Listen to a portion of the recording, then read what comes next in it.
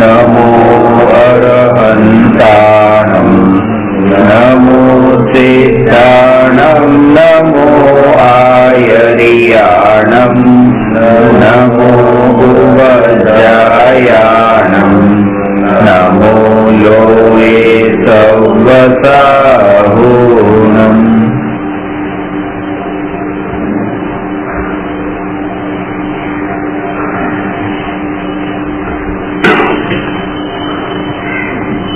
प्रश्न नंबर 245 आत्मा में 6 सामान्य गुणों घटित करो। में 3 गुण पर चर्चा थी गई। पहलू अस्तित्व गुण कि अस्तित्व गुण ना कारणे आत्मा अनादि अनंत टकीने रहे छे। वस्तुत्व गुण ना कारणे आत्मा में अनादि अनंत जाणवा रूप कार्य चालू ज रहे छे। द्रव्यत्व गुणना कारणे आत्मा में दरेक समये ए जाणवारूप जे कार्य है एनी अवस्थाओं निरंतर पलटाती रहे छे। तेम छतां पण एनुं जाणवारूप परिणमन छे ए परिणमन में कोई भेद पड़तो नथी। एटले ज्ञेयोना लीधे ज्ञाननी अवस्था में कोई पण भेद पड़तो नथी। एटली 3 गुण परनी चर्चा थई। हवे चौथुं प्रमेयत्व गुण के जेना पर आपणे लईए कि प्रमेयत्व गुण की परिभाषा ए छे कि जे शक्तिना कारणे द्रव्य कोईने कोई ज्ञाननो विषय बने। कोईने कोई ज्ञानना विषयनो अर्थ ए कि द्रव्यमां एवी शक्ति छे कि ए द्रव्य कोई आत्माना ज्ञानमां जणाय एवी द्रव्यमां शक्ति छे। ज्ञान गुण एकलो जीवमां छे અને પ્રમેયત્વ ગુણ છે એ દ્રવ્યમાં છે। એટલે જાણવાની શક્તિ એકલી જીવમાં જ છે અને જણાવવાની શક્તિ એ છે એ દ્રવ્યમાં છે। ને એ કેવળી ભગવાન લોકાલોકને જાણે છે કારણ કે કેવળી ભગવાનને કેવળ જ્ઞાન છે અને લોકાલોક કેવળ જ્ઞાનમાં જણાય છે। એટલે નહીં કે કેવળી ભગવાનને કેવળ જ્ઞાન છે। लोकालोक केवल ज्ञान में जणाय छे कारण के लोकालोकना पदार्थों में प्रमेयत्व नामनो गुण छे। एटले के केवल भगवानना सर्वज्ञ होवामां ए लोकालोकना प्रत्येक द्रव्यनी शक्ति पण छे। एमां आम जोईए तो प्रत्येक द्रव्य स्वतंत्र छे અને આમ જોઈએ તો એક પરમાણુ માત્ર કે જે પોતાના પ્રમેયત્વ ગુણના કારણે કેવળ જ્ઞાનની પર્યાયમાં જણાય છે। જ્યારે કોઈ આત્માને કેવળ જ્ઞાન પ્રગટ ન થતું હોય, જ્યારે આપણે એમ કહીએ કે બાહુબલી મુનિરાજને એ મુનિ અવસ્થામાં 12 મહિના સુધી એક ત્યાં ખડગાસન અવસ્થામાં આત્માનું ધ્યાન કરતા રહ્યા। ખરેખર તો એ આત્માનું ધ્યાન નતું જ નહીં। 1 વર્ષ સુધીનું આત્માનું ધ્યાન તો અંતર્મુહૂર્ત હોય તો કેવળ જ્ઞાન થાય અને 1 વર્ષ સુધી ધ્યાન કર્યું તો કેવળ જ્ઞાન ન થયું। અંતર્મુહૂર્તનો અર્થ 48 મિનિટથી અંદરનો સમય, એને કહેવાય અંતર્મુહૂર્ત। મુહૂર્તનો અર્થ છે 48 મિનિટ। 2 ઘડીનું એક મુહૂર્ત હોય। 1 ઘડીમાં 24 મિનિટ અને 2 ઘડીમાં 48 મિનિટ એ મુહૂર્ત। ને મુહૂર્તથી એક સમય ઓછો, 2 સમય ઓછો સમય એનું નામ છે અંતર્મુહૂર્ત। અને અંતર્મુહૂર્ત સુધી એ આત્માનું ધ્યાન થાય તો એને કેવળ જ્ઞાનની પ્રાપ્તિ થાય। એટલે બાહુબલી મુનિરાજને આત્માનું ધ્યાન તો હતું નહીં, પણ કે કેમ નતું કે ઉપયોગ આત્મામાં સ્થિર નતો। પણ બીજી બાજુ એમ પણ છે કે જેવી એક પુરુષાર્થ ઓછો પડે છે એટલે જ કેવળ જ્ઞાન નથી થતું। કે જેવો પુરુષાર્થ વધશે એટલે કેવળ જ્ઞાન થશે। 10 વાગે કેવળ જ્ઞાન ન થયું, 11 વાગે ન થયું અને 12 વાગે કેવળ જ્ઞાન થયું। 12 વાગે એ આત્માનો એટલો પુરુષાર્થ ચરમ સીમાએ પહોંચ્યો કે જેના કારણે એ કેવળ જ્ઞાન સુધી પર્યાય પ્રગટ થઈ। એટલી જ આપણી દ્રષ્ટિ ચાલે છે। વાત એમ છે કે એ 10 વાગે કેવળ જ્ઞાન કેમ ન થયું? કારણ કે પુરુષાર્થ ન કરે નહીં। લોકાલોકના પ્રત્યેક દ્રવ્યની 10 વાગે હજી યોગ્યતા નથી પાકી। એ કેવળ જ્ઞાન પ્રગટ ન થવામાં આ લોકાલોકની એક એક પરમાણુની પણ યોગ્યતા જવાબદાર છે. જ્યારે આ પરમાણુની એવી યોગ્યતા પાકી કે 12 વાગે એની યોગ્યતા પાકવાની છે કે એ જ્ઞાનમાં જણાય, એના પેલા ન જણાય. આ પરમાણુ પણ 12 વાગે જણાય, આ પરમાણુ પણ 12 વાગે જણાય, આ પરમાણુની યોગ્યતા 12 વાગે. બધા પરમાણુની યોગ્યતા 12 વાગે પાકવાની છે ત્યારે એ 12 વાગે જણાશે. અને આપણે એક આત્માને કહીએ કે જો આ આત્મા હજી આત્મામાં લીન નથી એટલા માટે કેવલ જ્ઞાન થતું નથી, કેવલ જ્ઞાન થતું નથી. અહીંયા કહે છે કે બધું એક સાથે હોવા છતાં પણ સ્વતંત્ર પણ છે. અને જેમ એને સ્વતંત્ર, આ બધું સ્વતંત્ર રૂપે લેવાનું છે કે આમાં હવે શું કરવાનું કે કઈ નથી કરવાનું, આની યોગ્યતા પાકશે ત્યારે એ કેવળ જ્ઞાનમાં જણાશે. એમ એ એક જ્ઞાનની પર્યાયની યોગ્યતા પાકશે ત્યારે એ લોકાલોકને જાણશે. એને પણ એટલું સ્વતંત્ર રૂપે જાણવાનું છે. અહીંયા પ્રમેય ગુણ આત્મા ઉપર ઘટિત કરવાનો અર્થ એ છે કે આત્મા જાણે છે અને આત્મા જણાઈ પણ શકે છે. બે વાત છે, આત્મા જાણી શકે છે અને આત્મા જણાઈ શકે છે. પહેલી વાત કે આત્મા ઇન્દ્રિયો વડે જાણતો નથી, અને બીજી વાત આત્મા ઇન્દ્રિયો વડે જણાતો નથી. જણાતો નથી એ તો આપણને ખબર પડે અનુમાનથી કે જેમાં ભૌતિક પદાર્થો, પૂતગલ પદાર્થો આપણને ઇન્દ્રિયો વડે દેખાય છે. આંખ વડે જેમાં બધી વસ્તુઓ દેખાય છે એવી કે આત્મા આંખ વડે દેખાતો નથી, કારણ કે અરૂપી છે. આંખ વડે રૂપ રંગ દેખાય છે, આત્માને રૂપ રંગ નથી. પણ એ આત્મા ઇન્દ્રિયો વડે જણાતો નથી એ અદ્રવ, પણ આત્મા ઇન્દ્રિયો વડે જાણતો પણ નથી. અત્યારે આ જે જાણી રહ્યા છે આત્મા, એ ઇન્દ્રિયો વડે નથી જાણતો, એ જ્ઞાન વડે જાણે છે. કારણ કે ઇન્દ્રિયો વડે જાણ્યું ત્યારે કહેવાય કે જ્યારે ઇન્દ્રિયો જ્ઞાન રૂપે પરિણમી હોય તો એને એમ કહેવાય કે ઇન્દ્રિયો વડે જાણ્યું. પણ ઇન્દ્રિયો જ્ઞાન રૂપે નથી પરિણમતી, એ તો પોતે પોતાના સ્થાને જ રહી છે. એના અંદર એનું કોઈ હસ્તક્ષેપ જ નથી આ જ્ઞાન રૂપ પરિણમન માટે. એટલા માટે કે એ આત્મા, આપણને એમ લાગે છે કે ઇન્દ્રિયો વગર જ્ઞાન કેમ થાય, ઇન્દ્રિયો વિના જ્ઞાન થઈ જ ન શકે, જ્ઞાનની તો જરૂર છે, ઇન્દ્રિયોની તો જરૂર છે જ્ઞાન માટે, એવું લાગે. કેમ લાગે છે એનું પણ કારણ છે. કારણ કે આપણી દ્રષ્ટિમાં એમ છે, પૂતગલના પદાર્થોને જોવાની આસક્તિ છે, સાંભળવાની, જોવાની, ભોગવવાની. એના કારણે જેમ કે આંખ છે, હવે કોઈ વ્યક્તિની આંખ ફૂટી ગઈ તો કે બસ હવે એને જો આ જ્ઞાન બંધ થઈ ગયું. હવે કાન ખરાબ થઈ ગયા, હવે એને જ્ઞાન બંધ થઈ ગયું. જ્ઞાન રોકાયું નથી, જ્ઞાન ચાલુ જ છે. પણ જે વસ્તુનું એને મહત્વ હતું એ વસ્તુનું હવે જ્ઞાન બંધ થઈ ગયું. એટલે હવે એને એમ લાગે છે બસ હવે જ્ઞાન બંધ થઈ ગયું, હવે એને જ્ઞાન ન રહ્યું. અરે લોકમાં પણ એ જ કહેવાય કે જેને લોકમાં જે વસ્તુની સમજ ન પડતી હોય એને અજ્ઞાની કહીએ, મૂર્ખ કહીએ. જે વ્યવહારમાં જે બહુ સમજ ન પડતી હોય કે એના અજ્ઞાની છે, મૂર્ખ છે, કઈ ખબર નથી પડતી. કારણ કે આપણે એક જ વસ્તુ છે કે જે ભૌતિક વસ્તુમાં, સંસારિક વસ્તુના અંદર જે બિલકુલ ચતુર હોય, બુદ્ધિશાળી હોય, બસ એ જ જ્ઞાની. અને ધર્મના ક્ષેત્રમાં એ છે કે કોઈ એક વિષયના કારણે એને જ્ઞાની નહીં બતાવો. હું આત્મા જ્ઞાની છું. કેમ જ્ઞાની છું?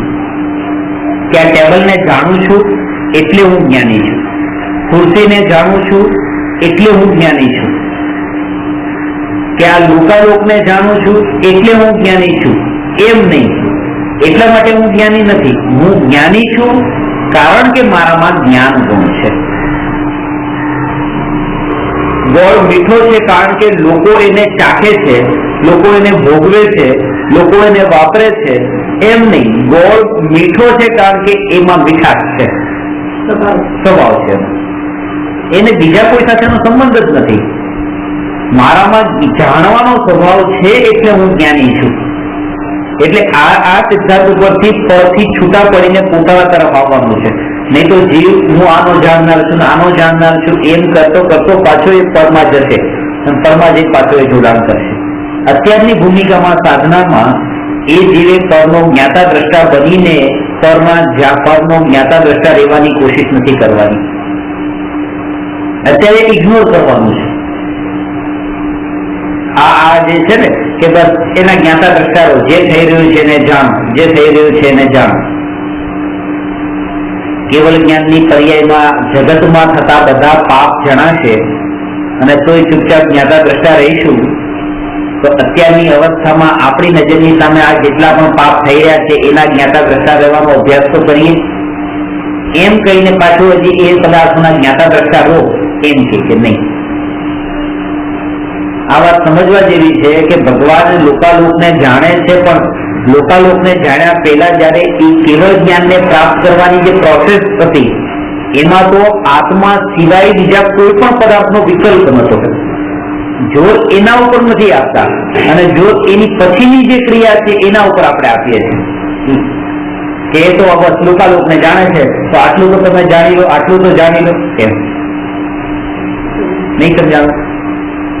એટલે એમ કે કોઈ પાપ કરતું હોય, કોઈ માંસ ખાતું હોય તો કે કેવળ જ્ઞાન તમને થશે ત્યારે કેવળ જ્ઞાનમાં એ માંસ ખાતું દેખાશે કે નહીં? એ આખા જગતના બધા દેખાશે, ભૂતકાળ, વર્તમાન ને ભવિષ્યના. તો અત્યારે આટલું જ જોવાનું છે ને. તમારે કેવળ જ્ઞાન જો પ્રગટ કરવું હોય તો આટલી પ્રેક્ટિસ પાડો એમ એના જ્ઞાતા દ્રષ્ટા રહેવાની. તો એ અહીંયા કહે છે કે એની પ્રેક્ટિસ તમે કરો એ સંભવ નથી અત્યારે. કેવળ જ્ઞાન પછી તો લોકાલોકના જ્ઞાતા રહેવું પણ સંભવ છે, કારણ કે રાગ દ્વેષ ટળી ગયા છે અને અહીંયા રાગ દ્વેષ સહિત છે એટલા માટે એનો જ્ઞાતા દ્રષ્ટા કેવી રીતે રહેશે? બોલ તો અહીંયા સુધી કે એ રાગ દ્વેષના કારણે જ એ જ્ઞાતા દ્રષ્ટા નથી રહેતો, એટલા માટે જ એ પરમાર ઉપયોગીનો થયો છે.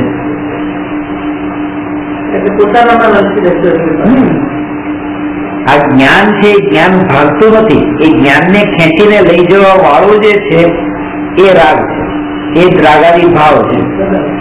આ જ્ઞાન ખુરશીને જાણે છે એમ નહીં, આ જ્ઞાન માત્ર જાણે છે અને ખુરશી ને જાણે છે એ એક તરફ જ લઈને જવા વાળો જે આ જે ભાવ એ આ રાગનો ભાવ છે. જ્ઞાન જાણે જ છે પણ શત્રુને જાણવા તરફ જે જ્ઞાન ગયું છે એને લઈ જવા વાળો જે ભાવ છે દ્વેષનો ભાવ છે. એટલે રાગનો ભાવ, દ્વેષનો ભાવ, મોહનો ભાવ એ જ્ઞાનને ખેંચી લઈ જાય છે, પણ એ જ્ઞાન ત્યાં જઈને પણ પોતાનું જ કાર્ય કરે છે જાણવાનું, બસ બીજું કઈ નથી કરતું.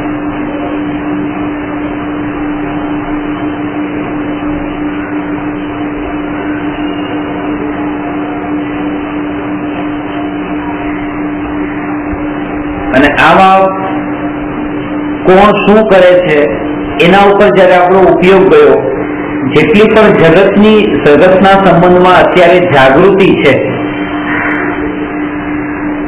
એટલી આત્માનુભૂતિ દૂર છે અત્યારના લેવલ સ્ટેજમાં. તો એ જગત માટે એટલે સમયસામાં પણ કીધું છે કે જે વ્યવહારમાં પાકા છે એ નિશ્ચયમાં સૂતા છે, નિશ્ચયમાં સૂતા છે. વ્યવહારમાં જાગે છે, નિશ્ચયમાં સૂતો છે એટલા માટે કારણ કે વ્યવહારમાં જ એટલો જ લીન તલ્લીન છે કે ના જો અમે તો એક પણ લગ્ન છોડતા નથી, બધા લગ્ન એટેન્ડ કરીએ, વ્યવહારમાં અમે પાકા છીએ. કોઈ પણ ત્યાં કોઈ પ્રસંગ હોય એ પ્રસંગમાં અમે હાજરી આપવાનું ચૂકતા નથી. એમ કહીને એ પોતે વાતને બતાવે છે કે અમારું ધ્યાન એટલું તેના ઉપર પડેલું હોય છે કે કોની કંકોત્રી આવી, કેટલા તારીખે લગ્ન છે, કેટલા વાગે પહોંચવાનું છે, બધું અમારી નજરમાં એ જ હોય છે. એટલે વ્યવહારમાં જે જાગૃત છે એ નિશ્ચયમાં સૂતો છે, એની પાસે સમય જ નથી નિશ્ચયનો વિચાર કરવાનો હોય છે, કારણ કે આ વ્યવહારમાં જ અટકી ગયો છે. અને ક્યારેક તો એવું બને છે કે વ્યવહાર નથી હોતો, એ મોહાશક્તિ જ હોય છે અને મોહાશક્તિમાં પણ એ પોતે ધર્મનું એક અંગ બનાવીને અને બીજાની સાથે એવું બતાવીને પોતે બચાવ કરી લે કે તમને ના ખબર પડે, આ વ્યવહાર તો કરવો જ પડે, આ વ્યવહાર તો કરવો જ પડે.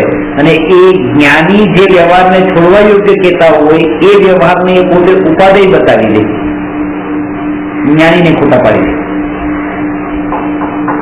કારણ કે એની જે દ્રષ્ટિ છે એની દ્રષ્ટિ એના પૂરતી જ છે. એટલે દરેક જીવની પોતાની દ્રષ્ટિ પોતાના ઉપર છે.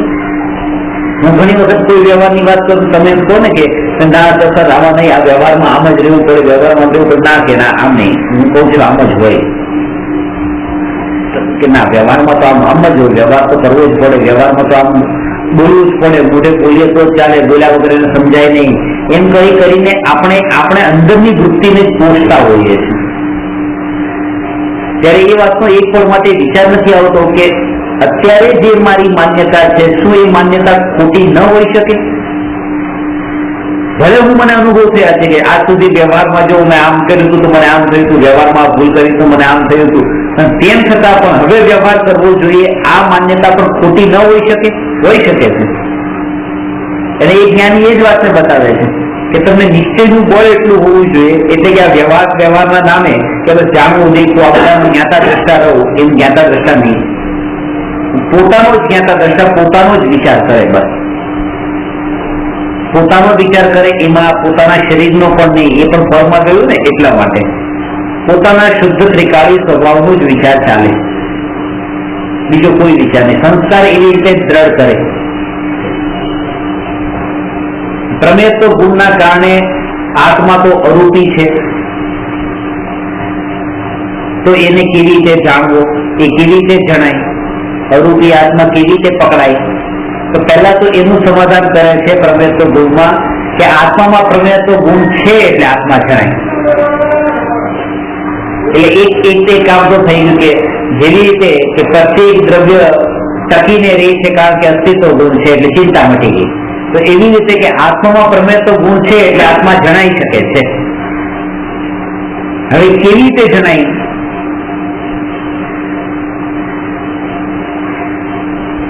જેટલા અંશે પાંચ ઇન્દ્રિયના વિષયના ભોગોની વિષયાસક્તિ ટળે એટલા અંશે એ પાંચ ઇન્દ્રિયના વિષયના જ્ઞેયો એ ન જણાય અને આત્મા જણાય.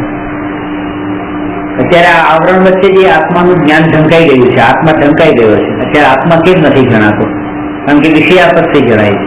લોકમાં આપણે મને કોઈ વ્યક્તિ છે, કોઈના આત્માને આપણે દુઃખ પહોંચાડીએ છીએ, મારે આ વસ્તુ જોતી છે, એ વસ્તુની પાસે લીધી અને હું લઈને જ રહીશ, અને એના આત્માને દુઃખ પહોંચ્યું. કેમ પહોંચ્યું? કારણ કે પૂતગલમાં વધારે રુચિ છે, તો એ વિષયની આસક્તિ એટલી હોવાને લીધે આત્મા ઉપર દ્રષ્ટિ જ નથી જતી કે એનું દુઃખ પહોંચે છે, શું થાય જવા દો. જેમ વ્યવહારમાં પણ વિષયાસક્તિના કારણે આત્મા ઉપરની દ્રષ્ટિ હટી જાય છે, તો અહીંયા એ જ વાતને બતાવે છે કે અધ્યાત્મના ક્ષેત્રમાં પણ પોતાના આત્મા ઉપર દ્રષ્ટિ કેમ નથી જતી? કારણ કે વિષયોની આસક્તિ છે.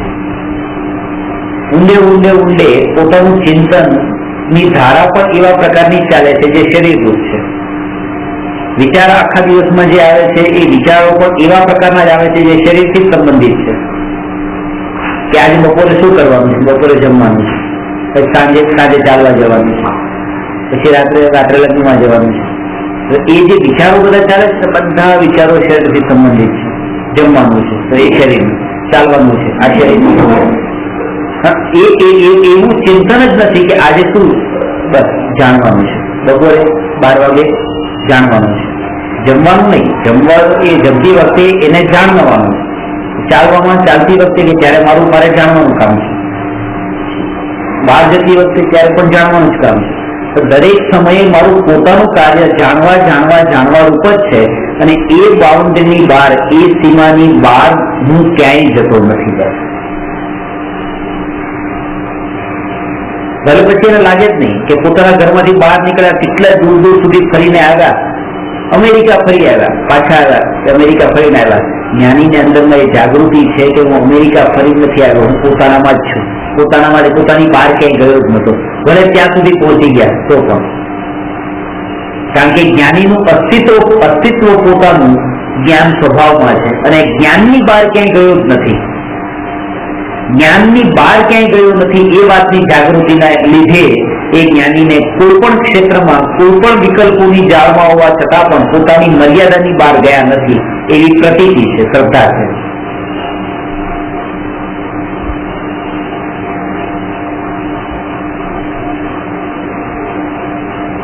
આના માટે આપણે એ છે કે જયારે 5 ઇન્દ્રિયના વિષય ભોગોની આસક્તિ ટળી ગઈ હોય, હવે એની મહત્તા ન રહી હોય, જેમ કીધું ને કે આ પૂતગલ વસ્તુ જે છે કે આ વસ્તુ મારા નામે જોઈએ, મારી જોઈએ, કેમ કે હવે આસક્તિ જેને રહી ન હોય.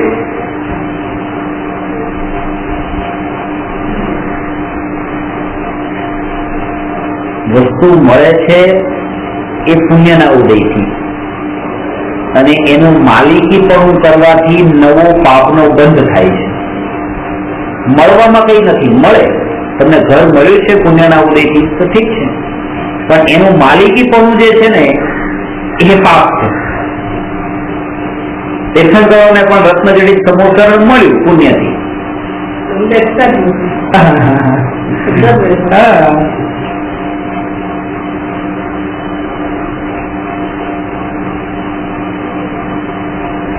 અત્યારે શરીરથી તો અધર ન રહી શકીએ, પણ ભાવોથી અધર રહી શકીએ. એની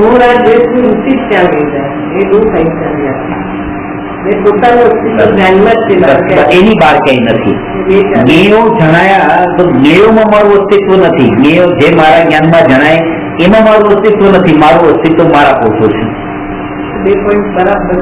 એ મીઠાશનું અસ્તિત્વ ગોળની બહાર ક્યાંય નથી. મીઠાશનું અસ્તિત્વ ગોળની બહાર ક્યાંય નથી. એ મીઠાશ ગોળના ડબ્બા પર ચોટેલી હોય તો ત્યાં પણ એ મીઠાશ ગોળના ડબ્બામાં નથી. ત્યાં પણ જે ડબ્બામાં પણ જે થોડી મીઠાશ છે ચાખતા, જીભ વડે ડબ્બાને ચાખતા જે મીઠાશ લાગે છે એ ડબ્બાની નથી, એ પણ ગોળની જ છે. ત્યાં ગોળ છે એટલે એ મીઠાશે પોતાના ગોળથી બહાર જવાનું ક્યારેય કામ કર્યું જ નથી, પોતાનામાં જ રહી છે. એમ આત્માનો પોતાનો જે જ્ઞાન સ્વભાવ છે એ પોતે પોતાનામાં જ રહે છે, એની બહાર ક્યાંય જતો નથી. એ વાતની જાગૃતિ જો રહે, એ વાતનું તત્વનું ચિંતન જો રહે, એ ચિંતનના બળે ત્યાં એ ચિંતનના બળે જ્ઞાન એકલું જ પકડમાં આવે છે. ત્યાં જ્ઞેય પકડમાં આવતું નથી. એકલી જ્ઞાનની અનુભૂતિ એ જ આત્માની અનુભૂતિ, કારણ કે જ્ઞાન ને આત્મા ત્યાં અલગ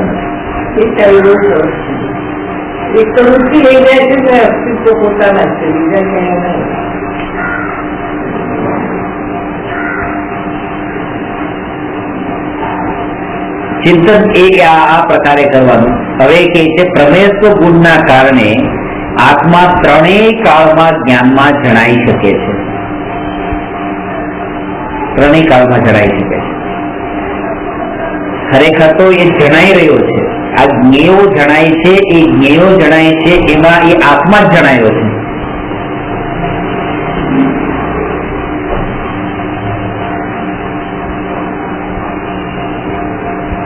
પણ દ્રષ્ટિ એના ઉપર નથી. અંધારું હતું અને સૂર્યના કિરણો અહીંયા પડતા આપણને આ બધા પદાર્થો દેખાયા, તો એ પદાર્થો દેખાયા એટલે પદાર્થો નથી દેખાયા. ત્યારે આપણને સૂર્ય દેખાણો છે, પણ આ પદાર્થોની આસક્તિ હોવાના લીધે આ પદાર્થોની જ અનુભૂતિ થાય છે, સૂર્યના કિરણોની અનુભૂતિ નથી થતી. આસક્તિ એની છે અત્યારે. કારણ કે જો આ પદાર્થ તો પહેલા પણ હતો, એ પદાર્થની અનુભૂતિ કેમ નથી? એટલે હવે જે અનુભૂતિ થઈ છે એ અનુભૂતિ આ કિરણોની થઈ છે, જે પહેલા નતા એની અનુભૂતિ છે. પણ એની અનુભૂતિ થાય છે, પ્રકાશની અનુભૂતિ થાય છે. જયારે અહીંયા અંધારું છે, લાઈટ ચાલુ કરું છું ત્યારે આ બધી વસ્તુ મને દેખાય છે. આ વસ્તુ દેખાય છે એમાં મને આ પ્રકાશ દેખાઈ રહ્યો છે. મૂળ તો પ્રકાશ છે, આ પ્રકાશની જ અનુભૂતિ છે. પણ મને એ પ્રકાશમાં અત્યારે એટલો રસ નથી, મને આમાં રસ છે. એટલા માટે મને એમ જ લાગે છે કે આ બધી વસ્તુ મને દેખાઈ રહી છે. એટલે એ જયારે એ વસ્તુને બતાવે છે ત્યારે પોતે કેટલી એક્ટિવ છે એ વાતને બતાવે છે. ટોર્ચ પણ આમ કરીએ ત્યારે વસ્તુ આપણને દેખાઈ ગઈ, વસ્તુ મળી ગઈ ત્યારે એ આ ટોર્ચ ની મહિમા છે કે એ કેટલી એક્ટિવ છે, પોતાનું કામ ચાલુ છે. એમાં બધી વસ્તુને હું જાણું છું, એના ઉપરથી આત્માનું જાણપણું, જે જાણવા રૂપ જે સ્વભાવ છે એ કેટલો ત્યાં એક્ટિવ છે એ ખબર પડે. અને આ ત્રણેય કાળમાં આ કામ થઈ રહ્યું છે. એટલે સમયસારમાં એ કીધું છે આબાળ ગોપાળ સર્વને આ આત્મા જ અનુભવમાં આવી રહ્યો છે. જાણવાનું કામ કરશે તો કેમ અત્યારે બધા જીવોને આ જણાઈ રહ્યું છે આત્મા. બધા આત્માને જાણે છે, આત્માને જ જાણે છે. પણ અનુભૂતિ એ એવી કરે છે કે હું આ પદાર્થને જાણું છું. એ જેની અજ્ઞાનતા છે. નહીં તો એ જ્ઞાની કહેવાય, નહીં તો એ જ્ઞાની કહેવાય, નહીં તો વિતરાગી થાય, નહીં તો સુખી થાય, નહીં તો મુક્ત થઈ જાય. પણ એ કેમ નથી થતો? કારણ કે એ મીઠાશનો આનંદ લઈ રહ્યો છે એ ગોળનો, અને માને છે એમ કે આ ડબ્બામાંથી મને મીઠાશ મળી રહી છે. કારણ કે એને જે દવા ઉપર કરી એને ગોળ દેખાતો નથી. એટલે જેના એના લેયર છે એના કારણે એની આંખમાં તો એને દગો જ દેખાણું, બીજું કઈ ન દેખાણું.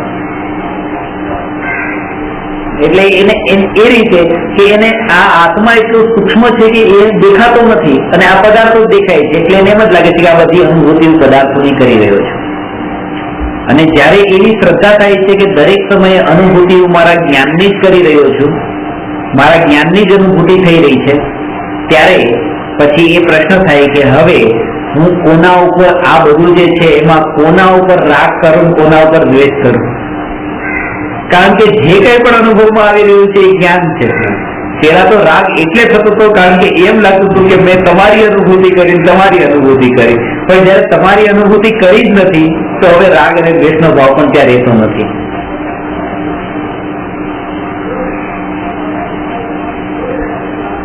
વિધિ આ છે આત્માની અંગ, એટલે રાગ છૂટી ગઈ, એટલે રાગ રાતે તું જોવું નથી એટલે ત્યાં છૂટી ગયો. સ્વભાવ બદલ નવું બદલતી ગઈ કે આ જ્ઞાન મારો છે, જ્ઞાન ને જાણી લઉં તો આ બધા જાણું છું, એટલું અનુભવ છે, આમ સપન જેવું એવું એવું લાગે, એવું લાગે આ મારા સપનામાંથી બહાર આવે એટલે એકદમ એને પછી એ રાગની જે વસ્તુમાં હોવો જોઈએ સપના. એટલે મેં તમને એક વાક્ય કીધું ને, જિંદગી એક સ્વપ્ન છે અને મરણ છે સપનાનું તૂટી જવું. સપનાનું તૂટી જવું, છૂટી જવું, છૂટી જવું. રાજકુમાર હું સપનું જોતો હતો, સપનામાં મને દેખાડું કે હું રાજકુમાર છું, ઘોડા પર જાઉં છું, રાજકુમારને પરણવા જાઉં છું, એટલા વરઘોડો ને બેન્ડ વાજા ને બધું છે, અને 4 વાગ્યાથી એ સપનું ચાલતું હતું. 6 વાગે હું ઉડી ગઈ અને આમ જોયું તો રાજકુમારીની ઘોડો ની વરઘો કાંઈ નહીં, પથારીમાં પડ્યા હતા. આ જ સ્થિતિ છે કે અત્યારે બેંકમાં કરોડ રૂપિયા છે, કરોડ રૂપિયાની પ્રોપર્ટી છે, છોકરા છે, બૈરા છે, આ બધું જ અત્યારે જિંદગીમાં છે. આ બધું સપનું જ જોઈ રહ્યો છું. જેવું મરણ થયું, બિલાડીમાં જન્મ થયો, આંખ ખોલી જોયું તો બાજુમાં કશું જ હતું નહીં. એટલે એ છે કે જિંદગી એક આ સપનું છે અને મરણ સપનાનું તૂટી જવું છે. અને એ સપનામાં જયારે રાજકુમારીને પરણવા જતો હોય ને કોઈ એને જગાડે કે ભાઈ ઉઠ, એને ઉઠવાનું ગમતું નથી, એને ગમે છે સપનું જોવું, હજી ગમે છે. જ્ઞાની આને જગાડે કે ભાઈ જાગી જાતું, આ સપનામાંથી બહાર નીકળે, એને નથી ગમતું. એને એમ જ લાગે છે કે ના, આ બધું હું કરું છું બધું બરાબર છે, આ હકીકત છે. તો આટલી જ અનુભૂતિ, આટલી જ અનુભૂતિને પ્રતીતિ જો થાય તો પણ એ વિષયોથી છૂટો પડી જાય. આ આસક્તિઓથી, આ જે કીધું ને કે આ ઘર ન છોડવું, ગાડી ન છોડવું, આનું પોઝેશન ન છોડવું, એને રહી નહીં. કારણ કે એક પ્રતીતિમાં આવ્યું કે આ બધું જ સપનું છે. ઉલટો આનંદ થવો જોઈએ, એટલો આનંદ થવો જોઈએ કે પેલા અજ્ઞાનતા હતી. જયારે તમે મારી સાથે કોઈ સ્વાર્થપૂર્વક વર્ણન કરો સ્વાર્થ, ત્યારે મને આનંદ થવો જોઈએ. કેમ આનંદ થવો જોઈએ? કે પહેલા હું એમ માનતો હતો કે તમે મારું ભલું કરનારા છો, તમે મારું હિત કરનારા છો, એવું મારું અજ્ઞાન હતું. હવે અજ્ઞાન દૂર થયું ને જ્ઞાન થયું. એ અજ્ઞાનના પડદા હટી ગયા અને હવે ખબર પડી કે સંસારનું સ્વરૂપ કેવું છે. તો એ અજ્ઞાન ટળવાના ફળમાં તો આનંદ જ થવો જોઈએ ને. જ્ઞાનનો પ્રકાશ ખીલ્યો હવે એનો આનંદ થવો જોઈએ. એટલે જગતનું સ્વાર્થીપણું જોઈને જ્ઞાનીઓને દુઃખ નથી થયું. જેને પણ સ્વાર્થીપણું જાણ્યું એને તો અતિન્દ્રિય આનંદ જ ખબર આવ્યો છે. કારણ કે અજ્ઞાન તમે એમ માનતા હતા કે આ મારું ભલું કરનારા છે, આ મારું હિત કરનારા છે. ફરક આપણી દ્રષ્ટિમાં જ ફરક હતો. દ્રષ્ટિ કોઈ નથી.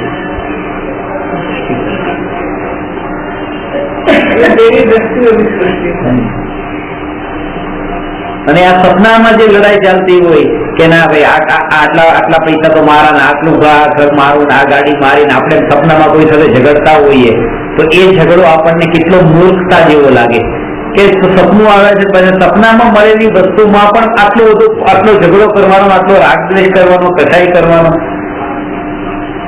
અત્યારની સ્થિતિ આ જ છે. 2 વર્ષ 5 વર્ષ 10 20 વર્ષ માટેનું જ અત્યારે આમ નજરની સામે મરણ નથી લાગતું અને અહીંનું ક્ષણિક પણ નથી લાગતું. એ ક્ષણિક પણ લાગે તો એ નિયતિ દ્રષ્ટિ હશે, એની આસક્તિ પણ હશે.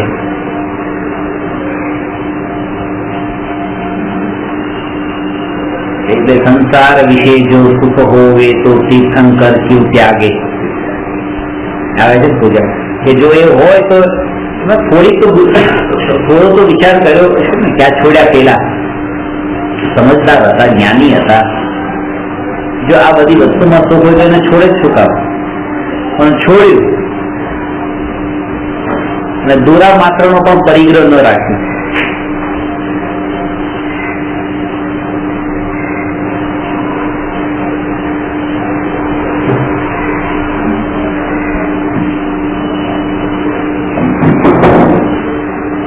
મેં એક જગ્યાએ વાંચ્યું હતું,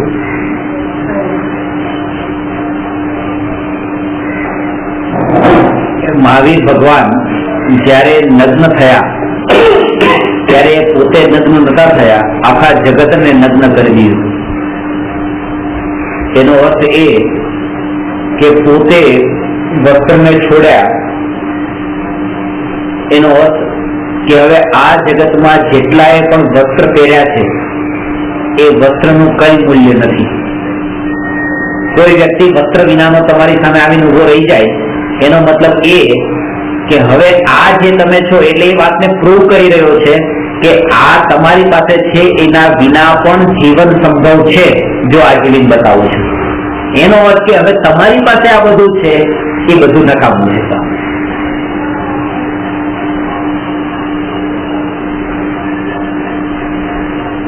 જે પૈસો છોડીને 1 રૂપિયો પોતાની પાસે ન રાખતો હોય એ કરોડપતિઓના કરોડો રૂપિયાને પણ જમીન પર માટીમાં મેળવી દે છે, કારણ કે એ વાતને પ્રૂવ કરી દે છે કે તમારી પાસે આ કરોડો રૂપિયા છે એનું હવે કઈ મૂલ્ય નથી, જો એના વગર પણ હું જીવું છું. એ તમારું એક્સ્ટ્રા છે, એ તમારે માથા ઉપર પડેલો એ બોજ છે અને એ બોજો એ મારી પાસે નથી એટલે તમારા કરતા તો હું અચાડિયાતો છું, સુખી છું.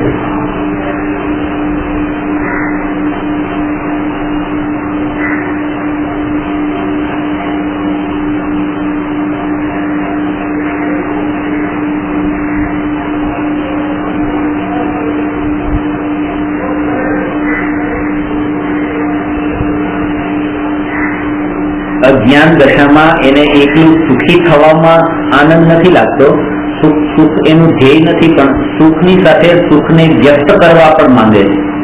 પોતે એકલા આનંદમાં સુખમાં હોઈએ પણ કોઈને ખબર ન પડતી હોય કે હું સુખમાં છું તો આવું આ સુખ પછી એના માટે દુઃખ બની જાય છે.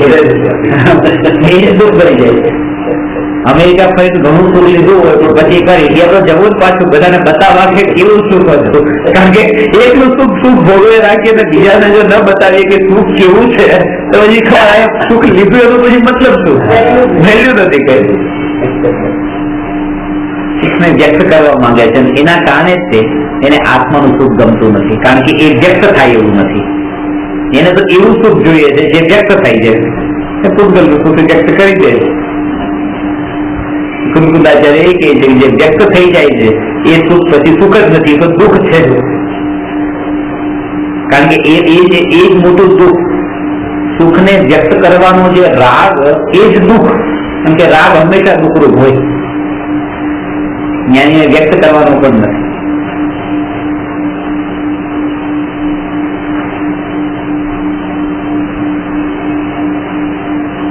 એ તો પોતે એકાંતમાં કે રસ્તા ઉપર ભીડમાં કોઈને એક એવો કિંમતી હીરો મળે અને પછી એ હીરાને ત્યાંથી લઈ લે અને પોતાના ઘરે લાવે અને રૂમ બંધ કરી દે અને પછી એ હીરાને બિલકુલ નિરખીને જોઈને એનો આનંદ લે કે આ કામ તમારે આત્મા માટે કરવાનું છે.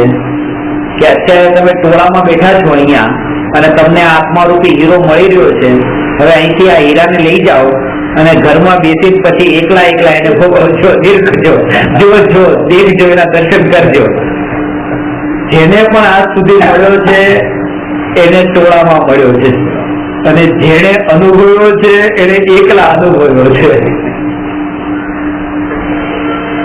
અને અત્યારે થાય છે ઊંધું કે લોકો એકલા બેસીને પ્રાપ્ત કરવાની કોશિશ કરે છે ઘરમાં અને બહાર નીકળીને ટોળામાં એને વ્યક્ત કરવા નીકળે છે કે જો આવો આત્મા. એ ભોગવવાનું એકલામાં છે, એ બતાવવાનું છે જ નહીં. સમૂહસરણમાં પણ ભગવાનની જે સમૂહસરણમાં કરોડો જીવોની ઉપસ્થિતિ હતી, બધાને સમૂહમાં જ આત્મા મળ્યો હતો. પણ જેને અનુભવ્યો એને એકાંતમાં અનુભવ્યો. એકાંતમાં અનુભવનો મતલબ એમ નથી કે હવે ત્યાં ચારે બાજુ દિવાલ કરી નાખવાની. એકાંતમાં અનુભવવાનો અર્થ એ છે કે હવે ટોળું હોવા છતાં પણ એક ટોળાની અનુભૂતિ નથી. બસ આનો મતલબ એકાંત.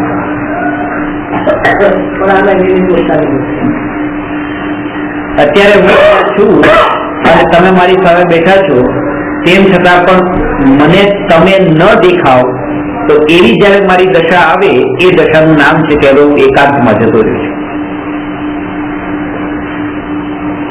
એકાંતનો અર્થ એમ નથી કે તમને છોડી દો, કારણ કે તમને છોડી દીધા પછી તો બાર વનમાં જઈશ તો તમને ઝાડ દેખાશે, ત્યાં પશુ પક્ષી દેખાશે, ત્યાં બીજું કઈ ને કઈ દેખાશે.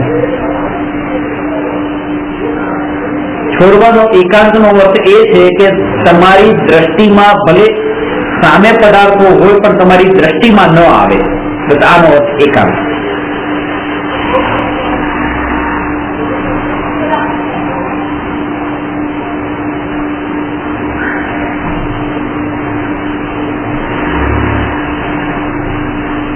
લોકાલોકમાં પ્રમેયત્વ ગુણ હોય તો કેવળ જ્ઞાનની સિદ્ધિ થાય છે. એટલે કે આ બધા પદાર્થોમાં જણાવવાની પણ શક્તિ છે. ભગવાનના જ્ઞાનમાં એ જણાય છે કારણ કે આમાં એ શક્તિ છે. આ જૈન દર્શન જ એક એવું દર્શન છે કે જે આપને બતાવે છે કે પરમાણુ પણ આટલો જ શક્તિશાળી છે.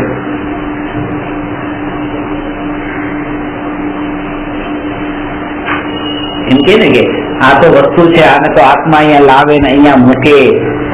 આનામાં શું સમજ પડે? એ પોતાની જાતે કેવી રીતે આવે, પોતાની રીતે કેવી રીતે આવે, એનો તો પગ નથી, એ કેવી રીતે આવે એમ.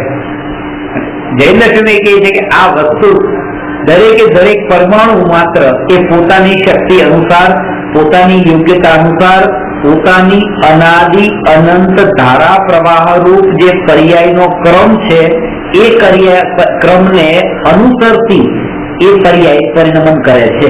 એ પોતાની ધારા પ્રવાહ એનું સહજ એનું પરિણમન છે. જો અત્યારે આ પહેલી લાઈન વાંચું છું, પછી બીજી લાઈન વાંચું છું, ત્રીજી લાઈન વાંચું છું, એટલે ધીરે ધીરે જ્ઞાન વધે છે.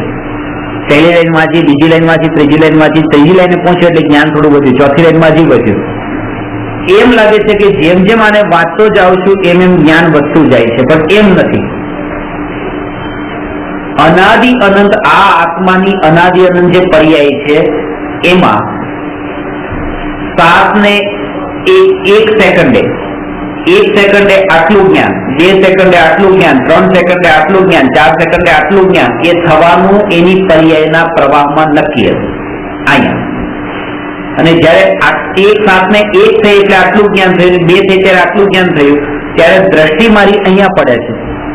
એટલે મને એમ લાગે છે કે આ બધું વાંચું છું, આગળ જેમ જેમ જાઉં છું એમ જ્ઞાન વધે છે, પણ આની સાથેનો સંબંધ જ નથી. આની સાથેનો સંબંધ જ નથી. આ આત્માની અવસ્થાનું જ પરિણમન એવું નિશ્ચિત હતું કે જેના કારણે આ થઈ ગયું છે. અને આ બધું આ નિમિત્ત માત્ર લાગે છે. અને જો આ ભેદ જ્ઞાન ન થાય તો આમાં ઉપરથી દ્રષ્ટિ હટે જ નહીં. અજ્ઞેય ઉપરથી હટે જ નહીં. એમ જ લાગે તો આને તો વાંચવું જ જોઈએ. જ્ઞાન વધારવા માટે વાંચ્યા વગર જ્ઞાન વધે કેવી રીતે છે?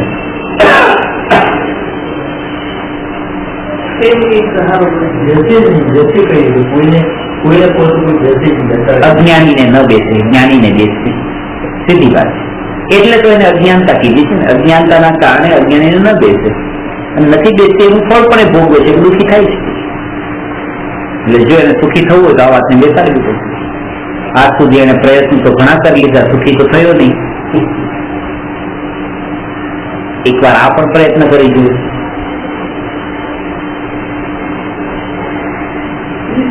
અને શ્રદ્ધા અને આનો વિચાર પણ નથી કરતો. ખાસ એકવાર વિચાર પણ આવે ને, વિચાર પણ આવે તો એ કશાયો એના મંદ પડે છે, પાતળા પડે છે.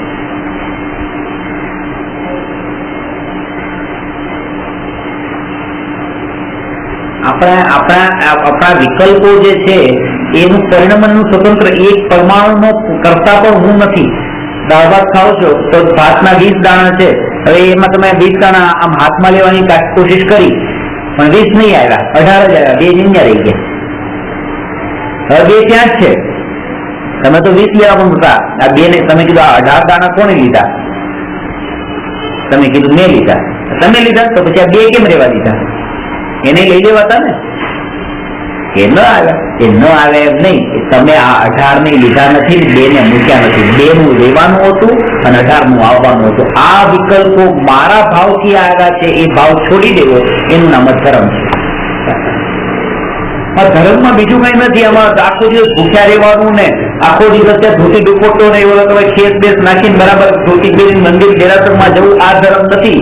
ધર્મ આ છે કે હું આત્મા આનો જાણનાર જ છું, આનો કરનારો નથી.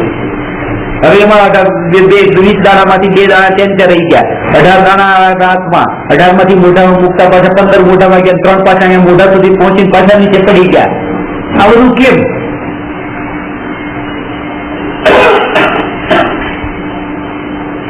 અરે તમે વિચાર કરો કે તમે તો અહીંયા છો, આ સિવાય આ જગત આખું આટલું વિશાળ છે, એના અંદર આ બધા જે કાર્ય ચાલે છે, સવારની બપોર ને બપોરની સાંજ ને સાંજની રાત થાય છે, આમાં તમે શું ભાવ કરો છો? કઈ નહીં, તો એ પોતાની રીતે થઈ જાય છે ને. તો એમ સમજો કે આ બધું તો સંચાલન પોતાની રીતે થશે અને થઈ રહ્યું છે. ચિંતા છોડી દો, વિચાર છોડી દો. સંચાલન કરનારું કોણ છે? એ છે ને સંચાલન. કોનું સંચાલન? કે જેનું સંચાલન જે આપણે વાત કરીએ એનું સંચાલન કરનાર એ પોતે. અને એ જૈન દર્શનની આ વિશેષતા છે. એ કહે છે કે કોઈને કોઈના ઉપર આધીન નહીં કરો, ડિપેન્ડ નહીં કે આના કારણે આનું ને આના કારણે આનું ને એમ નહીં.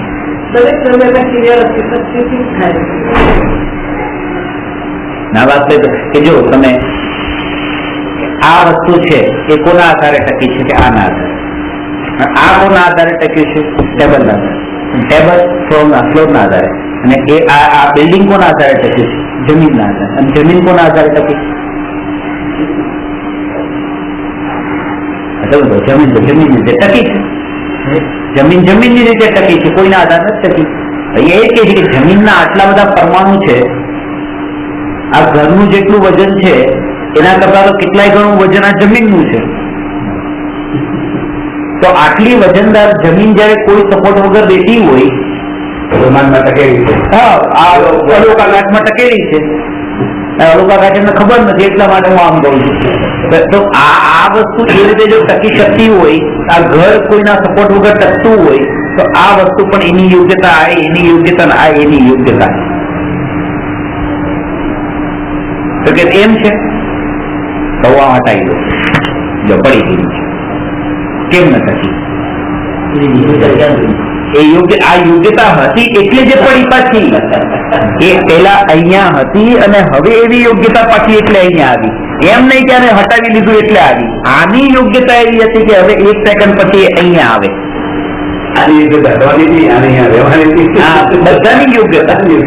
અને એ સમય મને આવો વિકલ્પ આવવાનો તો હું આને આમ કરું.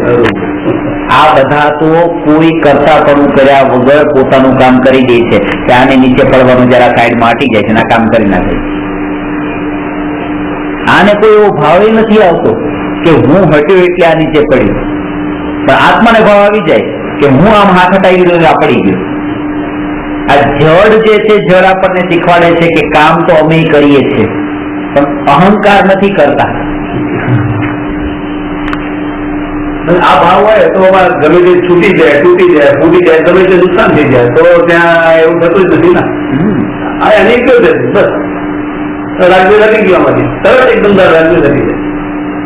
આની એકતા તૂટવાની નથી, ગમે તેની કિંમતી હોય, ગમે તે વસ્તુ હોય, થોડો ગજબોની હોય. હવે આની એકતા એવી હતી તો ત્યાં રાજ્ય ત્યાં એનો કાળ પાકી જશે. આપણા દિમાગમાં આવી ગયો કે આનું કાળ પાક્યું એટલે આ દરેક સમય આ ભેદ જ્ઞાન માટે, આ ચિંતન માટેનો આ વિષય છે.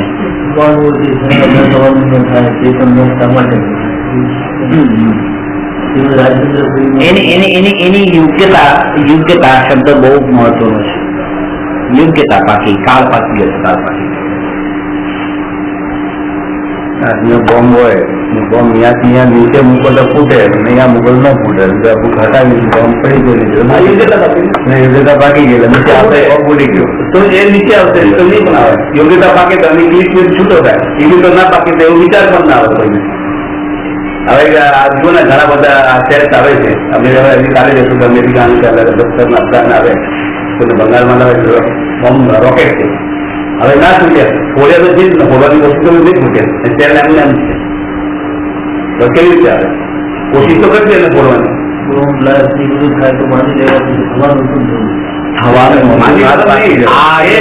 જો તમને એક વસ્તુ કહું કે મહાવીર ભગવાનના નિર્વાણ પછી 2500 વર્ષે ભારતની આ ભૂમિ પર આ ક્ષેત્રે આવા પ્રકારનું જ વાતાવરણ હોય આમ છે. હવે હું એમાં વિકલ્પ કરીને જોડું કે ના આતંકવાદ મટવો જ જોઈએ, દેશમાં ભ્રષ્ટાચાર મટી જવો જોઈએ, હવે આમ થવું જ જોઈએ, આ બધા વિકલ્પો આ બધા કરીને થાક્યા, આવીને પોતાના મનુષ્ય ભાવને વેડફીને ગયા. શું થયું? સુધારો નથી થયો, બગાડ જ થયો છે. આ છેલ્લા આટલા વર્ષોથી આપણે જોઈએ છે કે અંગ્રેજોની ગુલામીમાં હતા, ગુલામીમાંથી હવે બહાર નીકળી ગયા તો હવે સુખી થઈ ગયા.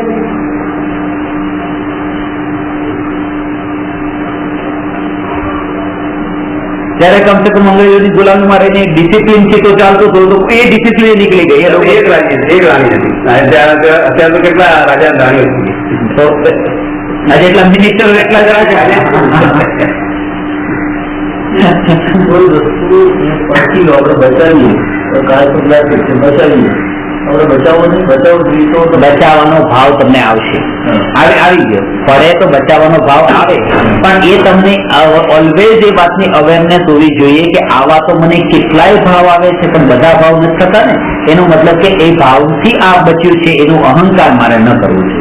હવે ક્રિકેટનો ગોળ મારે કે સિક્સ મારે, કોશિશ તો કરી દીધું ખેલાડી કે મારા હાથમાં જ ખેલ આવે, કશી કોશિશ કરેલી 50 બારમાં 10 બાર આવે છે, 40 બાર નથી આવતો. એનો મતલબ શું થયો કે આપણે આને બચાવ્યો અને વિચાર કર્યો એટલે આવ્યો. આમ નતું એ આને આવવાનું હતું તો એટલે આવ્યો, નહીં આવવાનું હતું તો નહીં આવ્યો. આપણે બચાવવાની કોશિશ કરી, આપણે કોશિશ સાના માટે વિકલ્પ આવે, આવો વિકલ્પ એની યોગ્યતા છે, એ વખતે એની યોગ્યતા હતી કે એવી રીતે વિકલ્પ આવે, એ વિકલ્પ અનુરૂપ આપણે કાર્ય કરીએ. આપણે લાગે છે કે મેં કર્યું છે, બસ આ દ્રષ્ટિ બદલાવાની. હવે એને બોલ ફેંક્યો અને બિલકુલ મિડલ સ્ટમ્પ પર ફેંક્યો. હવે 3 સ્ટમ્પ છે, મિડલ સ્ટમ્પ પર બોલ ફેંક્યો અને તો પણ સામા વાળાએ બેટ આડું રાખી દીધું, આઉટ નથી. અને પેલા આ સ્ટમ્પ ઉપર ફેંક્યો, આના કરતા તો વધારે પરફેક્ટ હતો પણ તોય આઉટ ન થયો. અને આ સ્ટમ્પ પર ફેંક્યો તો કોઈ વખત એનું બેટ ન આવ્યું, આ સ્ટમ્પ આઉટ થઈ ગયો. તો આની પેલાનો જે બોલર હતો એને તો એટલી પરફેક્ટ બોલિંગ ફેંકી હતી પણ તોય આઉટ ન થયો. અને અત્યારે આવા બોલમાં પણ આઉટ થયો. કેમ આઉટ થયો? કારણ કે પેલાની યોગ્યતા હજી એવી નથી કે વિકેટ મળે, આની હતી. સારી રીતે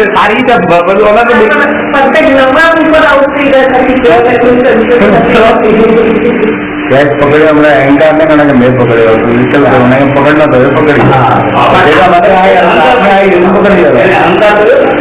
હું પકડ્યો રાજ્ય છોડવાના કારણ છે. આ બધી જે વસ્તુ જે સમજાવી છે રાજ્ય નથી બસ. આ મેં કર્યું એ કરતા પણ કર્યું તો અહીંયા પાક ફૂટી ગયો. એ તો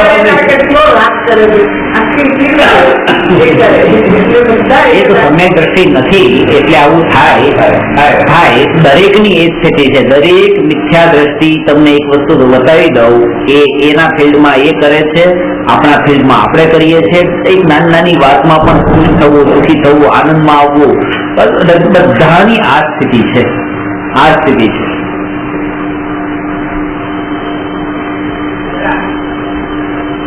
એમનાથી વાત કરો ત્યાં ઝઘડો કરતો, 2 મિનિટ પછી તમારી વાત કરો હસતા માણસ તો હું એ જ હોય છું. એમને જોડે તમારા જોડે 2 મિનિટ પછી ટાઈમ ચેન્જ થઈ ગયો, મુખ ઉપર એટોમેટિક તમને કાઢી ગઈ. કારણ કે બધે સ્વાર્થ છે. હવે આમને આપવાના છે તો ત્યાં ઝઘડો કરતો હતો, નાની ભાઈ લેવાના છે ત્યાં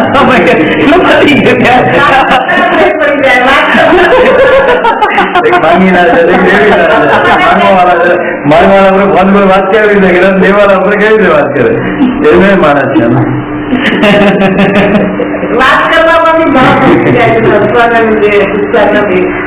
એવું થાય પછી તો હવે શું થઈ ગયું? સુખ ને શું તારો ભાવ છે, તમને ક્યાં અસર કરે, તમારા શરીરમાં શું અસર કરે એ સમજો. ટોટલી મેન્ટલી પ્રોસેસ ભાવ. સુખ ને દુઃખ બધું મેન્ટલી પ્રોસેસ ભાવ. તમે દુઃખી નથી, તમે સુખી છો, એ પણ ભાવ, ખાલી ભાવ. ભાવથી રાજી છું. હવે જો એમાં એવું છે કે આપણે ભાવથી દુઃખી છીએ. તમે અહીંયા ખુરશી પર બેઠા છો, બરાબર, અને હું દરવાજા પર આવી ગયો, 7 વાગે આવી ગયો, અને રાહ જોઉં છું કે તમે મને ઉભા થઈને પ્રણામ કરો.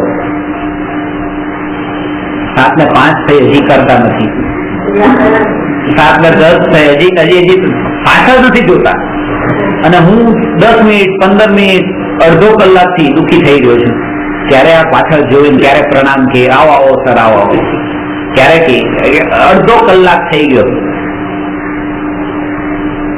અડધો કલાક પછી એમનું ધ્યાન ગયું એટલે એમણે કીધું સર પ્રણામ આવો. હવે દુઃખી કોણ છે? હું જ દુઃખી છું. એમને તો દુઃખી થયા છે કારણ કે જોયું કહી દીધું. આજ કામ મેં 7 વાગે કરી દીધું કે પ્રણામ પતી ગયું, તો આ અડધો કલાક દુઃખી હતા. વસ્તુ એ છે કે આપણે પોતાના અહંકારના, પોતાના કસાય ભાવોથી એટલા પીડિત છીએ. કોઈ વ્યક્તિથી, કોઈ ઘટનાથી પીડા નથી, પોતાના ભાવોથી જ પીડા છે. અને ખરેખર આ ભાવ જયારે ચડે ત્યારે એટલો સંભાવ, એટલું વાત્સલ્ય દરેક જીવ પ્રત્યે રહેતું જ નથી. પછી અહંકારનો ભાવ નથી રહેતો, સહજ થઈ જાય.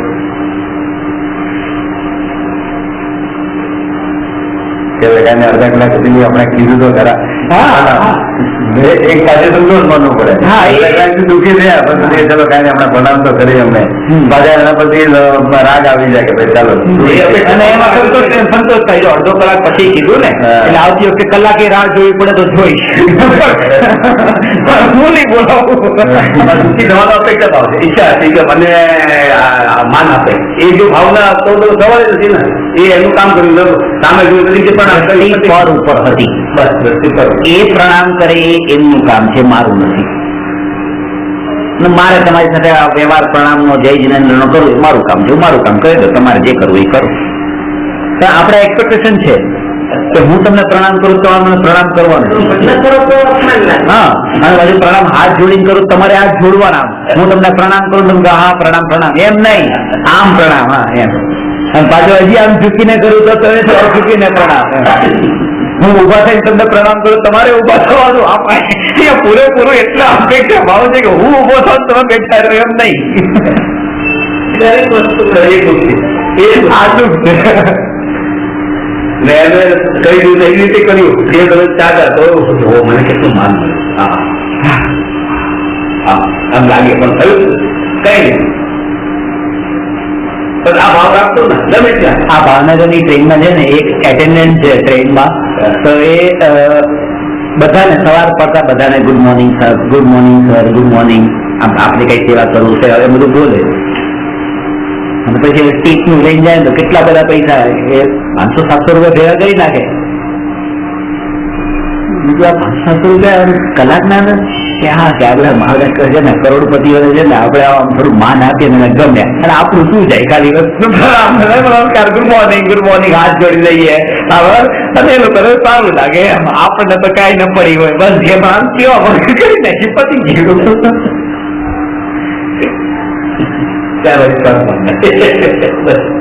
એ સ્વાર્થ ભાવના છે, પણ એ કોઈ સ્વાર્થ ભાવના ન હોય ને અંદરથી કશાય માન નથી રાખવો. પતી ગયું, ચલો કરી દે એમ.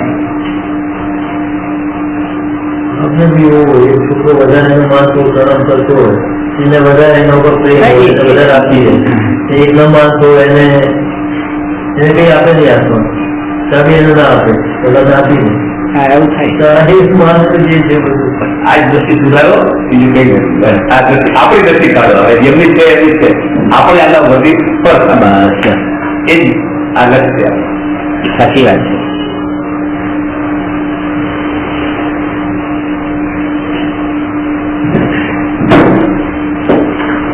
જો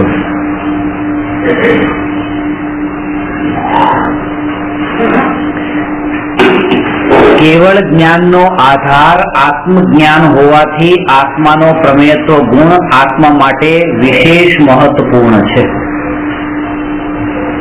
કેવળ જ્ઞાન પ્રત્યે છે કોના પર દ્રષ્ટિ કરવાથી? કે આત્મા પર દ્રષ્ટિ કરવાથી. આત્મા પર દ્રષ્ટિ કરવાથી આત્મા પર દ્રષ્ટિ થઈ શકે છે. આત્મા જ્ઞાનમાં જણાય કે એમાં પ્રમેયત્વ ગુણ છે.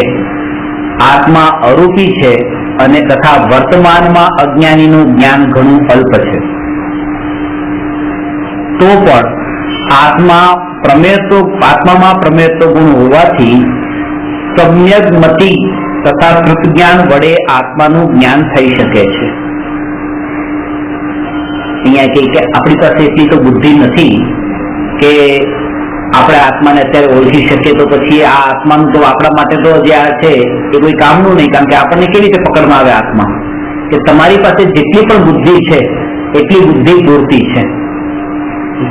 દરેક સગુની પંચેન્દ્રિય જીવને આત્મજ્ઞાન, સમ્યક દર્શન, મોક્ષ માર્ગની પ્રાપ્તિનો અધિકાર છે, અને એ પણ ચારેય ગતિના.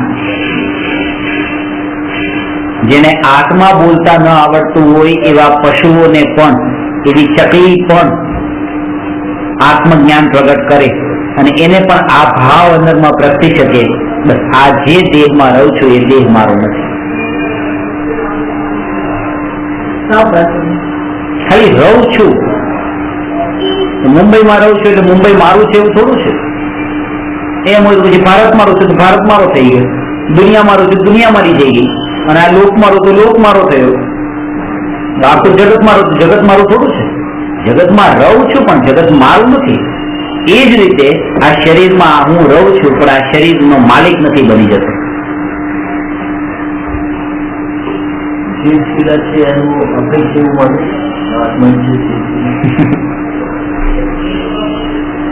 એના કરતા ઓલા હીરામાં માનતો હતા 2 કેરેટ 5 કેરેટ ના હીરામાં મારાપણું શું ખોટું હતું? આ 45 લાખ યોજનમાં મારાપણું કરવા ગયા એના કરતા. અહીંયા કે સિદ્ધશિલા જે છે 45 લાખ યોજન વિસ્તાર વાળી છે, પણ એ મારું ધ્યેય નથી. સિદ્ધશિલા પર જવું એ મારું ધ્યેય નથી, મારું લક્ષ્ય નથી સિદ્ધશિલા પર જવાનું. સિદ્ધ થવાનું લક્ષ્ય છે, અને સિદ્ધ થવાનું લક્ષ્ય છે તો એમાંથી એને સિદ્ધશિલા સાથે કોઈ સંબંધ નથી. કારણ કે સિદ્ધશિલા પર પણ નિગુડિયા જીવે છે, એટલે સિદ્ધશિલાને લક્ષ્ય માનવાનો મતલબ કે મારે ત્યાં જવું છે એટલે નિગુડના રૂપમાં જવું છે. કારણ કે આવી ઈચ્છા સાથે તો નિગુડિયો જ જાય છે.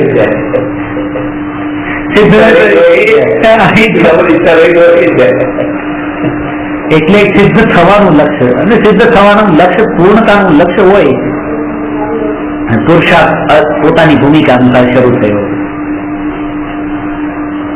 અને જયારે આવી દ્રષ્ટિ પલટાશે ને ત્યારે પછી અત્યારે એમ લાગે છે મારે તમને સામે માફી માંગવી છે, પણ તમને થોડુંક અહંકાર છે, મારે તમને માફી માંગવી છે. તમને એટલું નથી પણ થોડુંક તો છે. પછી કોઈનામાં આમ ને કોઈનામાં આમ કઈ ને કઈ ભૂલ દેખાતી હોય ને, કે પછી જેને અંતરમાં પલટો આવ્યો હોય ને એમ લાગે જ નહીં કે તમે આવા છો, તમે આવા. કોઈ નથી, બધા બરાબર છે, બધું બરાબર છે એમ લાગે. પોતાનામાં જયારે ભાવ, કારણ કે એ પોતાનો ઈગો આપણને બતાવતો હોય છે તમારામાં આવું બધું છે. પોતાનો ઈગો આપણને કહે છે, કારણ કે દોષ જોવા વાળી વૃત્તિ પડેલી હોય છે ને, એટલે આપણને એ જ દેખાતું હોય બીજાનું, એ દેખાતું હોય, અને એનાથી પીડિત થતા હોઈએ.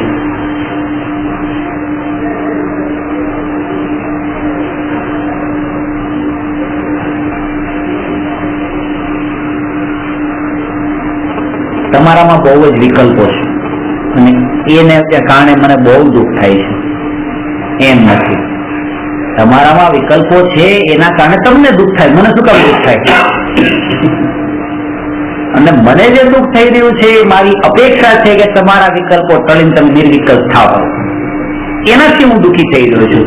મારાથી દુઃખી થઈ રહ્યો છું, તમારાથી દુઃખી નથી થતો. તમારા વિકલ્પો નથી કરતા, તમે મોક્ષે નથી જતા, તમે આત્મા નથી પામતા એટલે હું દુઃખી થાઉં છું એમ નથી. કારણ કે આત્મા ન પામે એના કારણે તો એ દુઃખી થાય, અને હું જે દુઃખી થઈ રહ્યો છે હું આત્મા નથી પામ્યો એટલે. હું કેમ નથી પામ્યો? કારણ કે હું પારકી પંચાયતમાં પડું છું એટલે. કે કોણ પામ્યું, કોણ નથી પામ્યું, કોણ પામ્યું, કોણ નથી પામ્યું. ઘણા ને એમ કે અમારી તો કોઈ ઈચ્છા નથી, અમારી તો કોઈ ઈચ્છા, પણ છોકરાની ઈચ્છા પૂરી થઈ જાય. એ પણ છોકરાની ઈચ્છા પૂરી થઈ જાય, એ ઈચ્છા છોકરાની ક્યાં છે? એ તો પોતાની છે. એ ઈચ્છા પોતાની જ છે ને. તો ભારતને પૂછ્યું કે તારી શું ઈચ્છા છે, તો એને કીધું પાકિસ્તાનનો નાશ થઈ જાય. પાકિસ્તાનને પૂછ્યું તારી શું ઈચ્છા છે, પછી ભારતનો નાશ થઈ જાય. અમેરિકાને પૂછ્યું કે તમારી શું ઈચ્છા છે? ના, કે અમારી કોઈ ઈચ્છા નથી, બે ની ઈચ્છા પૂરી થઈ જાય. અમારી કોઈ ઈચ્છા નથી, પણ અમારી કોઈ ઈચ્છા નથી, ખાલી બે ની ઈચ્છા પૂરી થઈ જાય એ અમેરિકાની ઈચ્છા છે, અને મોટી ઈચ્છા છે પાછી. હવે પેલાની તો એક ના નાશની ઈચ્છા હતી, ડબલ નાશની. એટલે જે લોકો એમ કે ને અમારી તો કોઈ ઈચ્છા નથી, ખાલી છોકરાની ઈચ્છા પૂરી થઈ જાય, એ તો બહુ વધારે ખતરનાક છે.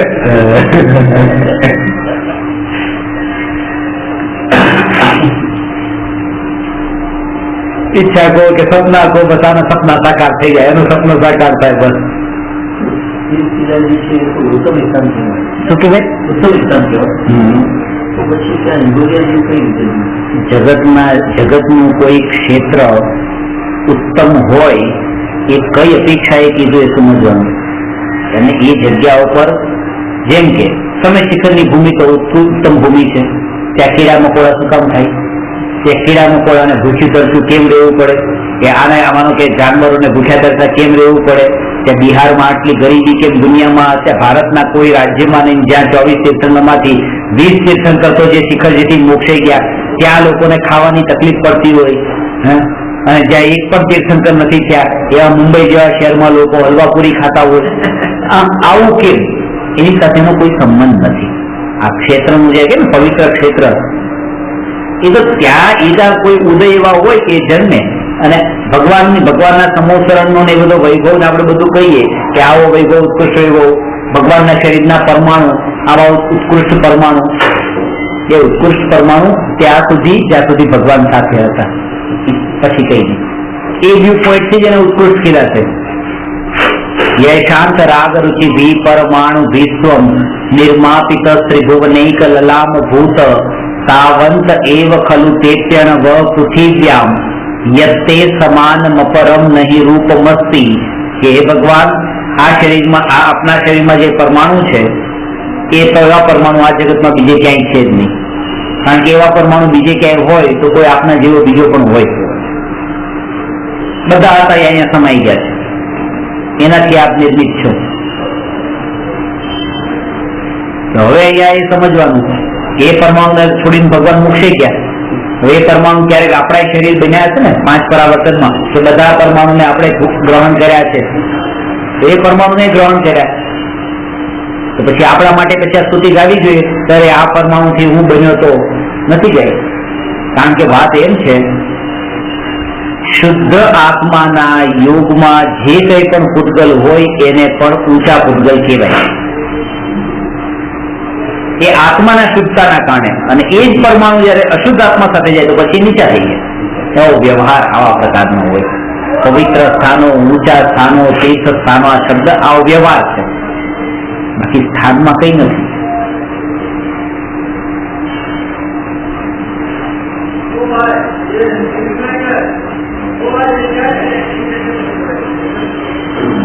કોઈ પણ પરમાણુ, જેમ કે એકનો એક પરમાણુ, એક ફાટેલો અડધો બરમુડો ચડ્ડો એમાં થીગડાય છે, એ કોઈ ફૂટપાથ પર પહેરીને એક વ્યક્તિ નીકળ્યો છે, તો લોકો એમ કહે છે કે આની ગરીબાઈ છે. અને એ જ ચડ્ડો પહેરીને અનિલ અંબાણી નીકળે, મરીન ડ્રાઈવ પર દોડતો હોય, વસ્તુ એની એ જ છે, પણ કોઈની સાથે એનું નામ બદલાઈ ગયું, કોઈની સાથે નામ બદલાઈ ગયું. તો પરમાણુ એના એ જ હોય, પણ કોઈ આત્મા માટે પછી એ આવા કહેવાય. કોઈક આત્માથી જોઈએ તો કોઈક આત્મા માટે પછી કોઈ આત્મા માટે પુણ્ય ભૂમિ કહેવાય, કોઈના માટે નથી કહેવાતી. જમીન એની જગ્યા એની નરકની ભૂમિ મેજોરિટી એવી છે કહેવાય. જેમ છે ને આપણા હિત માટે, જેમ કે નરકની ભૂમિ છે તો પાપની ભૂમિ કહીએ આપણે, ત્યાં સમ્યક દ્રષ્ટિ જીવ પણ છે, તો પછી પાપની ભૂમિ શું કામ કહો છો? અને બિહારમાં આટલા પાપ પણ થાય છે, ગુંડાગીરી બધું થાય, તો એ પુણ્યની ભૂમિ કહેવાય. લોકો બીજા પછી ડાકુ બી જાય છે, લૂંટાઈ બી જાય છે લોકો બસમાં. શિખરજી જાત્રામાં ગયા હતા જ, ત્યારબાદ બસ લઈને ગયા હતા. બસમાં મેનો હેન્ડલિંગ હું કરતો હતો એક બસનું. તો આગળ ત્યાં ગામમાંથી તમારે બસ પાસ થવાથી જરૂર લઈ જવી હોય, આગળ જવું હોય તો એ લોકો ત્યાં થોડું વય ઉભા છે, પૈસા એને આપીને જાવ આગળ. તો કેટલા 15-20 જણાનું ટોળું હતું, પૈસા માંગ્યા. બધા એક ભાઈ નીચે ઉતરાય કે પૈસા નહીં આપું, મારથી રહેવાનું, હું નીચે ઉતરું તો શું કામ નહીં, પૈસા નથી આપવાના, કે જવા દો કીધું. આપણે આગળ આવે તો કેટલાય ગામે આવે, બધાને પૈસા થોડા આપવાના હોય. એટલે કે ના, પૈસા આપવા જ પડશે, પૈસા આપવા જ પડશે. મેં કીધું પછી આપણે કાયદેસર કાર્યવાહી કરશું, પોલીસમાં જઈશું કે આગળના 3 વાળા ઉભા પોલીસ વાળા જ છે.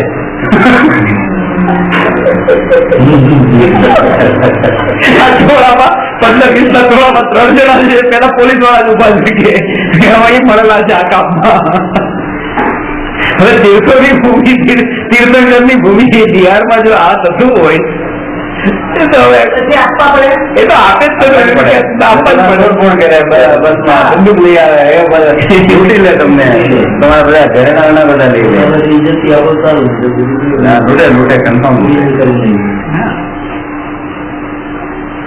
એમણે શું લેવા દેવા તમારા તીર્થંકર છે કે મારા થોડું તીર્થંકર છે. અમારા તીર્થંકર તો તમે છો કે અમારું કલ્યાણ કરી જાઓ, આ કઈક આપીને.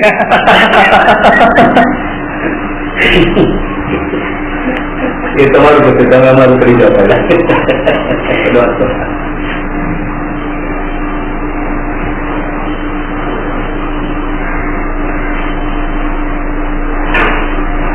સિદ્ધશિલા તો પથ્થર છે,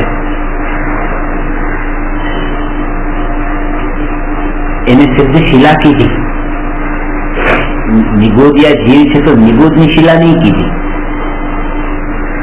કારણ કે આપણું પ્રયોજન જે છે એને લક્ષમાં રાખીને આ વાત કરે છે. એનું કારણ છે,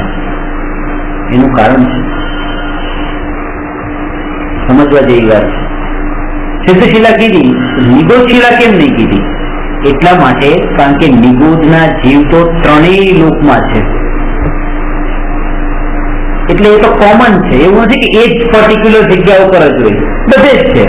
એટલે પછી એને નિગોદશિલા કહેવાનો મતલબ નથી. પણ સિદ્ધ ભગવાન એ જ ક્ષેત્ર ઉપર છે, બીજે ક્યાંય નથી, એટલા માટે સિદ્ધશિલા કહેવાની. ક્વોન્ટિટી તો નિગોદિયાની વધારે અનંત ગણી છે, પણ તોય છે.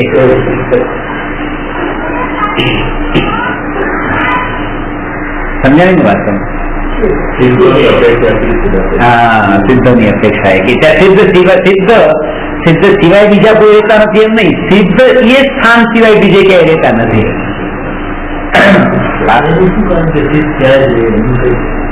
લોકના અર્ધો લોક એટલે ટોપ પાર્ટ ઓફ ધ યુનિવર્સ એવી રીતે ત્યારે એ તો આત્માનો સ્વભાવ છે, ઉપર જવું એ આત્માનો સ્વભાવ છે. એનાથી ઉપર છે, ખાલી જગ્યા છે, પણ એનાથી ઉપર જવાની આત્મામાં શક્તિ નથી. કારણ કે આત્મા અલોકની અલોકાકાશમાં જઈ ન શકે, લોકાકાશમાં જ રહે. ત્યાર પછી અલોક છે, જે સ્પેસ છે લોકનો. તમે મેં નકશો જોયો છે કમર પર હાથ રાખેલા મનુષ્યનો, તો એ જે એનો જે ઉપરનો ભાગ છે બસ ત્યાં સુધી આત્મા જઈ શકે. એની બહાર જે છે અલોકાકાશ છે, અલોકાકાશ તો લોકાકાશનો જેટલો સ્પેસ છે એના કરતા અનંત ગણું છે, વિશાળ.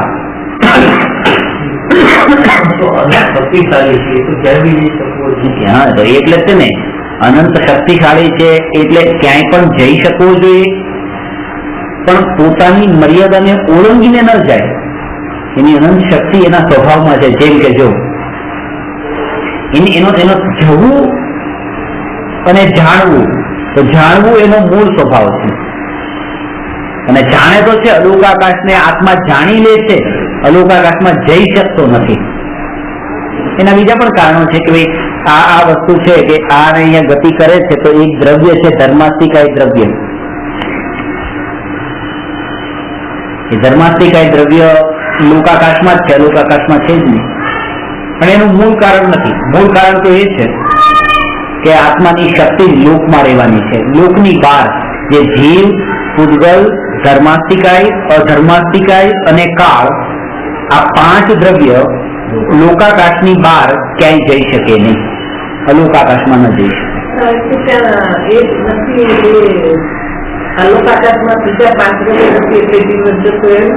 ના, એવું નથી. કારણ કે નિમિત્ત બનવાની આપણે છે ને કે ધર્માસ્તિકાય નથી, તો પછી આગળ જાય કેવી રીતે? સીધો નહીં.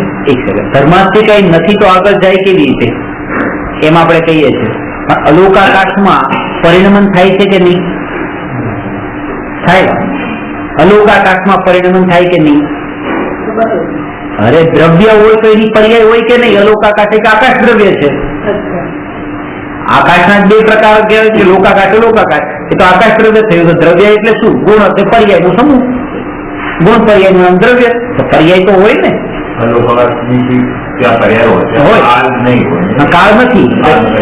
ના, તો એટલે કાળ નથી એટલે કાળ દ્રવ્યનું જે દ્રવ્ય છે એ દ્રવ્ય ત્યાં નથી, પણ ત્યાં પરિણમન છે. તો લોકાકાશના જે કાલાણુ છે એ અલોકાકાશના પરિણમનમાં નિમિત્ત બને છે કાલાણુ લોકાકાશમાં, અને અલોકાકાશના પરિણમનમાં નિમિત્ત બને છે. કારણ જેમ લોકાકાશના કાલાણુ અલોકાકાશના પરિણમનમાં નિમિત્ત બને, એમ પછી લોકાકાશમાં ધર્માસ્તિકાય દ્રવ્ય છે એ અલોકાકાશમાં જીવને ગતિ કરવામાં નિમિત્ત કેમ ન બને? એટલે એમ નહીં સમજવું કે ત્યાં ધર્માસ્તિકાય નથી એટલે નથી જતા. નહીં તો આ રીતે પણ થઈ શકે, નિમિત્ત કરી શકે.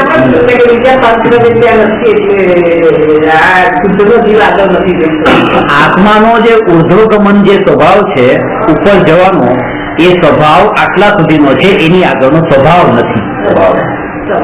સ્વભાવ લેવાનો, નહીં તો પરાધીનતા આવે છે ભગવાન ને.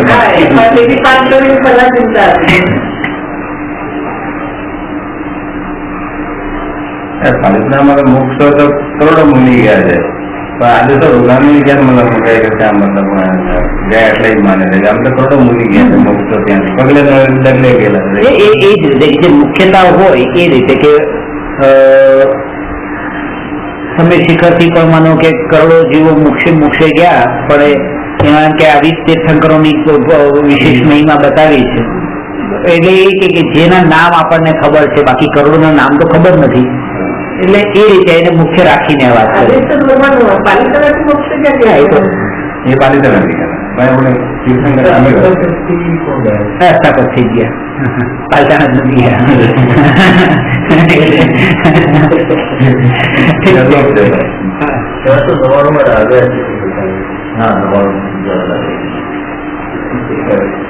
એમાં નથી કરવું પ્રયોજન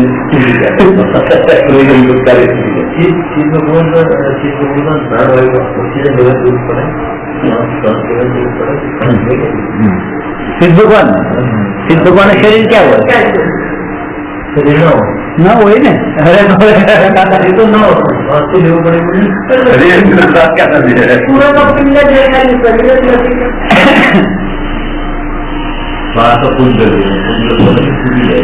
હા, સમજી ગયા તમે, બરાબર. આ શરીરને ટકાવવા માટે શ્વાસની જરૂર પડે છે. હવે શરીર જ નથી તો પછી શ્વાસ કોને ટકાવવા માટે જોઈએ? કારણ કે આત્મા જે ટક્યો છે એ તો પોતાના ચૈતન્ય પ્રાણ થી ટક્યો છે. જેટલું વધારે સમયમાં આપે સમયસાર લઈ લો, આપણે કાનૂની સ્વામી ટ્રસ્ટ મોબાઈલ એવી જરૂર પડે ખુલ્લા થાય, આનંદ થશે ને. આ વસ્તુ એવી છે કે એક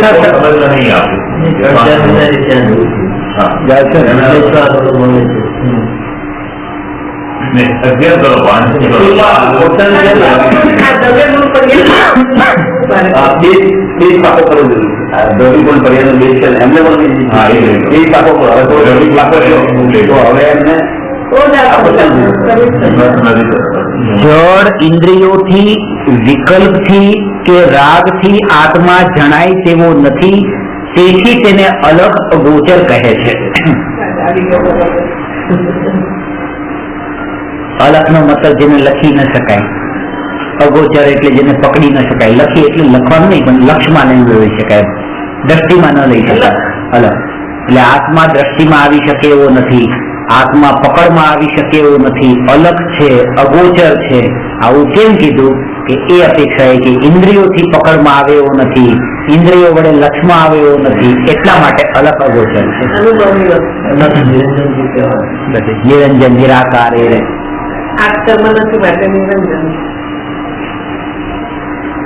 આત્મામાં જ્ઞાન ગુણ તેમજ પ્રમેયત્વ ગુણ હોવાથી સ્વસંવેદન જ્ઞાનથી આત્મા અવશ્ય જણાય, અનુભવાય એવો છે. સ્વસંવેદન પ્રત્યક્ષ જ્ઞાનથી એમાં પછી કોઈની જરૂર નથી. જ્યારે અનુભૂતિ થાય છે ત્યારે અનુભૂતિમાં 5 ઇન્દ્રિયની પણ જરૂર નથી, મનની પણ જરૂર નથી. અહીં સુધી કે મન આત્માની નિર્વિકલ્પ અનુભૂતિના કાળે નિમિત્ત પણ બનતું નથી, બિલકુલ છૂટું પડી ગયું. ભાવમન કહેવાય કે ભાવમન તો એ છે કે જે દ્રવ્યેન્દ્રિય અને દ્રવ્યમનના માધ્યમથી પ્રવર્તતું જ્ઞાન એ ભાવમન છે. દ્રવ્યમનના માધ્યમથી પ્રવર્તતું જ્ઞાન એ ભાવમન છે. પણ દ્રવ્યમનનું અવલંબન છૂટવાનો અર્થ જ એ છે કે ભાઈ ભાવમન ન રહ્યું, અતિન્દ્રિય થયું. એ જ્ઞાન તો અતિન્દ્રિય જ્ઞાન છે ને, અને આ ભાવમન તો ઇન્દ્રિય જ્ઞાન કહેવાય છે. ભાવમન ને ભાવેન્દ્રિય.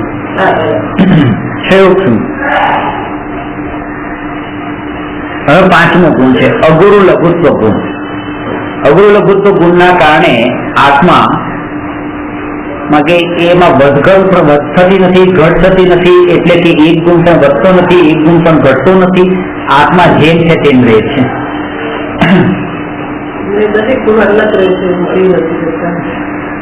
અને દરેક ગુણ વિખરાઈને છૂટા છૂટા નથી પડી જતા, બિલકુલ મળી તો નથી જતા, પણ વિખરાઈને છૂટા પણ નથી પડી જતા. અલગ અલગ દ્રવ્ય પોતે નથી બની જતા. અને આને 3 રીતે સમજવાનું છે. એમ કીધું કે એક દ્રવ્ય બીજા દ્રવ્યમાં ન મળે, એક ગુણ બીજા ગુણમાં ન મળે, અને દ્રવ્યના અનંત ગુણો વિખરાઈને છૂટા ન પડે. દ્રવ્ય એટલે ભારત પાકિસ્તાન, કે ભારત પાકિસ્તાનમાં જેમ ન મળે એમ આત્મા પૂતગલમાં ન મળે. પછી ગુજરાત, રાજસ્થાન, મહારાષ્ટ્ર એકબીજાને ન મળે. એવી રીતે આત્મામાં જે જ્ઞાન, દર્શન, સુખ, વીર્ય ગુણો પણ એકબીજામાં ન મળે. અને ત્રીજું કે ગુજરાત, રાજસ્થાન, મહારાષ્ટ્ર એ છૂટા પડી જાય અને એક દેશ બની જાય એવું ન બને. એવી રીતે આ જ્ઞાન, દર્શન આદિ જે ગુણો છે એ સ્વતંત્ર દ્રવ્ય જ બની જાય એવું ન બને. એ ગુજરાત, રાજસ્થાન જુદા છે તેમ છતાં પણ એ અભેદ છે. એમ જ્ઞાન, દર્શનાદિ ગુણો જુદા જુદા છે તેમ છતાં પણ દ્રવ્યની સાથે તો એ બિલકુલ અભેદ એકરૂપ છે. અને ત્યારે એ ભેદમાં અટકી જવાય છે કે હું પૂછું તમને કે તમે કોણ છો, તો તમે કીધું હું ગુજરાતી છું, તમે કીધું હું રાજસ્થાની છું, તમે કીધું હું મહારાષ્ટ્રીયન છું. પણ બધા એ વાતને ભૂલી જાય છે કે અમે ભારતીય છીએ.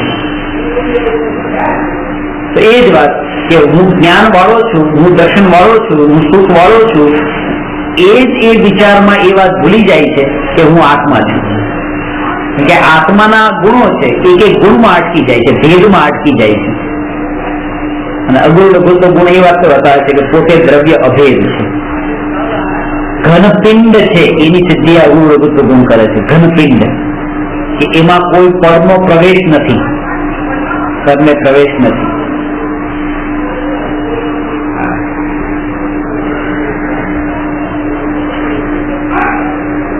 આ સુઈ છે અને આ સુઈ અંદર આમ હાથમાં ઘુસાવી તો એ આત્મામાં ઘૂસી ગઈ. આત્મામાં તો ઘૂસી નથી, આત્મામાં તો ઘૂસી નથી. તો ક્યાં ઘૂસી? કે શરીરમાં ઘૂસી ગઈ. શરીરમાં મુક્ત આત્માને થાય કે નહીં? એ તો પછીની વાત. પેલા કે આત્મામાં ઘૂસી કે નથી ઘૂસી. હવે શરીરમાં પણ નથી ઘૂસી એ વાત મારે તમને બતાવવાની છે. કારણ કે આ શરીર એટલે શું કે પરમાણુનો સમૂહ, બધા પરમાણુ એટમ્સ છે, એનું કલેક્શન છે. હવે આ સુઈના પરમાણુઓ અંદર ઘૂસ્યા આપણે કહીએ ત્યારે આ બીજા પરમાણુઓની અંદર ઘૂસી ગયા છે. બીજા પરમાણુ જે અંદર ના તે સાઈડમાં જતા રહ્યા અને આ સુઈ ત્યારે એટલે એ સુઈ શરીરમાં ઘૂસી નથી ગઈ. એ સુઈ પણ પોતે પોતાની જગ્યાએ જ છે, કોઈનામાં નથી ઘૂસી. બાકી પરમાણુ પણ પોતાની જગ્યાએ છે. એ પરમાણુની અંદર એકને એક નથી થઈ ગઈ. જે સુઈ, જે પૂતગલ એની જાતિના બીજા પૂતગલમાં જો ન ઘૂસી શકતું હોય તો અલગ જાતિના એવા આત્મામાં એ સુઈ કેવી રીતે ઘૂસે? અને હું આત્મા છું પણ એમ માનું છું કે આ સુઈ મારામાં ઘૂસી, બસ આટલે મને દુઃખ થાય છે. અને જો એમ માનવું કે આ મારામાં ઘૂસી નથી તો દુઃખ થતું નથી. એકત્વ ભાવના કારણે મને સુઈ વાગી, મને જો અહીંયા આમ થાય તો ના મન નથી થયું, અને અહીંયા આ મન અહીંયા થાય તો એમ લાગે છે કે મને નથી થયું, અને અહીંયા થાય તો એમ લાગે મને થયું. તો આ મને થયું એ જે ભાવ છે એ દુઃખી કરે છે, આ વાગવું દુઃખી નથી કરતું. ભાવ તો એ છે આટલા દુનિયામાં આપણે બધા જોડે ક્યાં દુઃખી થઈએ, પોતાનું જે હોય એનું કઈ થયું આપણે દુઃખી થઈએ. એ રીત છે કે આપણે એવા સમાચાર સાંભળ્યા કે 1000 એક વ્યક્તિનું મરણ થયું, પછી એ બીજા સમાચાર કે 1000 લોકોનું મરણ થયું ધરતીકંપમાં. પછી એમ સાંભળ્યું કે આ ફ્લડના કારણે માનો કે 1 લાખ લોકો મર્યા, સુનામીના કારણે 5 લાખ લોકો મર્યા. તો જયારે આપણે એક વ્યક્તિનું મરણ થયું એ સાંભળીએ છીએ અને બીજી વખતે બીજો સમાચાર એ સાંભળીએ છીએ કે 5 લાખ લોકોનું મરણ થયું, ત્યારે આપણને 5 લાખ ઘણું દુઃખ નથી થતું. તો એટલું જ થાય છે એક મરે કે 5 લાખ મરે. અરે ઘણી વખત એવું થાય છે કે એકમાં મારાપણું હોય તો એનું થાય છે જેટલું 5 લાખમાં મારાપણું નથી એનું નથી થતું. એટલે દુઃખ મરવાનું દુઃખ નથી, મારાપણાનું દુઃખ છે. સ્વજન મરે અને બીજા મારા પડોશી મરે,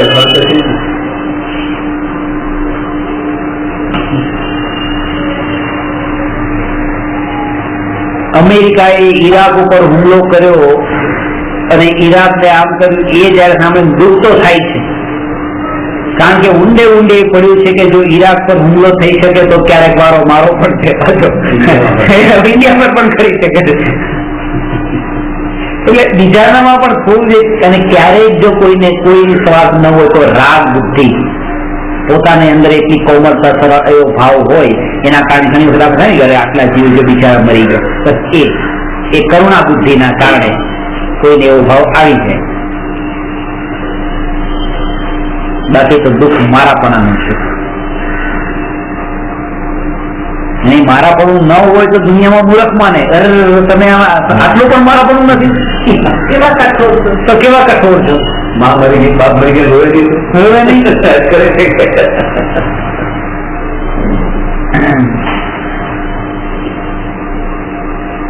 મને ઘણા લોકો કે, કારણ કે આજ સુધી મને કોઈના મરણમાં રડવાનું આંકડા નથી આપ્યા. ધર્મ 14મા વર્ષે મળ્યો પછી ખબર પડી કે મરણ તો એક સહજ પ્રક્રિયા છે, પછી રડવાનું બંધ થઈ ગયું.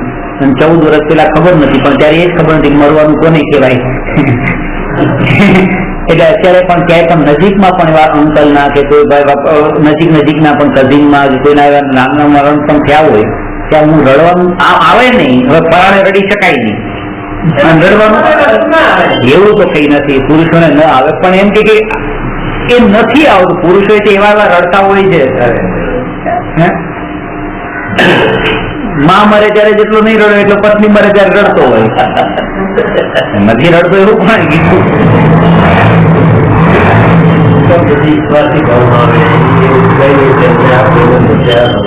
જિંદગી ભર રડ્યો હોય અને મરતી વખતે પછી પત્ની જયારે રડે કરે મને રડાવા વાળી મરી ગઈ.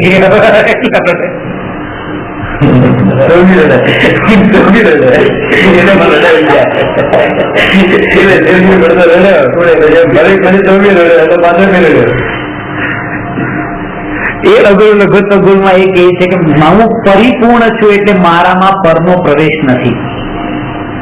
હું તમારામાં મળી શકતો નથી, તમે મારા મળી શકતા નથી. મારી પાસે અનંત ગુણ છે. એક ગુણ પણ એટલો વધારવાનો નથી કે હું તમને આપું. અને એક ગુણ પણ એવો ઓછો નથી કે તમારી પાસે હાથ ફેલાવવો પડે. એ તો કઈ રીતે હવે આ સમજાવે તો ગુણ અમને આવે છે તો એ ગુણ નથી, એ પર્યાય છે.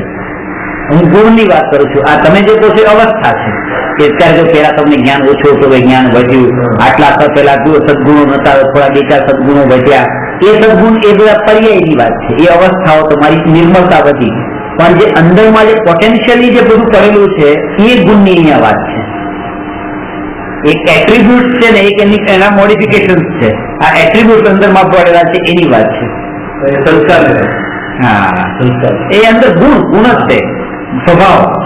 જેમ જ્ઞાન સ્વભાવ, તમારામાં જ્ઞાન ગુણ છે, મારામાં જ્ઞાન ગુણ છે. હવે તમને 100 શાસ્ત્રનું જ્ઞાન છે, મને 5 શાસ્ત્રનું જ્ઞાન છે, તો એ જે 5 અને 100 નો ભેદ પડ્યો એ તો પર્યાય, એ અવસ્થા છે. પણ જ્ઞાન તો તમારામાં છે ને જ્ઞાન મારામાં છે, જ્ઞાન તમારામાં છે. એટલા માટે જ્ઞાનથી તો કોઈની વસે ઓછા પણ નથી. ભગવાને ડબ્બી તો બધાને સેમ જ નાખી છે અહીંયા દિમાગની ડબ્બી તો કોઈ વધારે વાપરાય કે ઓછું વાપરાય, પણ ડબ્બી તો બધા ફિટ સેમ જ કરી છે ભગવાન, કે ઓછી મોટી કે નાની મોટી નથી. સોફ્ટવેર એક જ છે બધા. હા, સોફ્ટવેર તો બરાબર, પણ કોઈ વાપરાય કે કરે બનાવવું બરાબર. સોફ્ટવેર તો ઓછું વધારે હા, એટલે પણ એ અવસ્થા સમજી લો.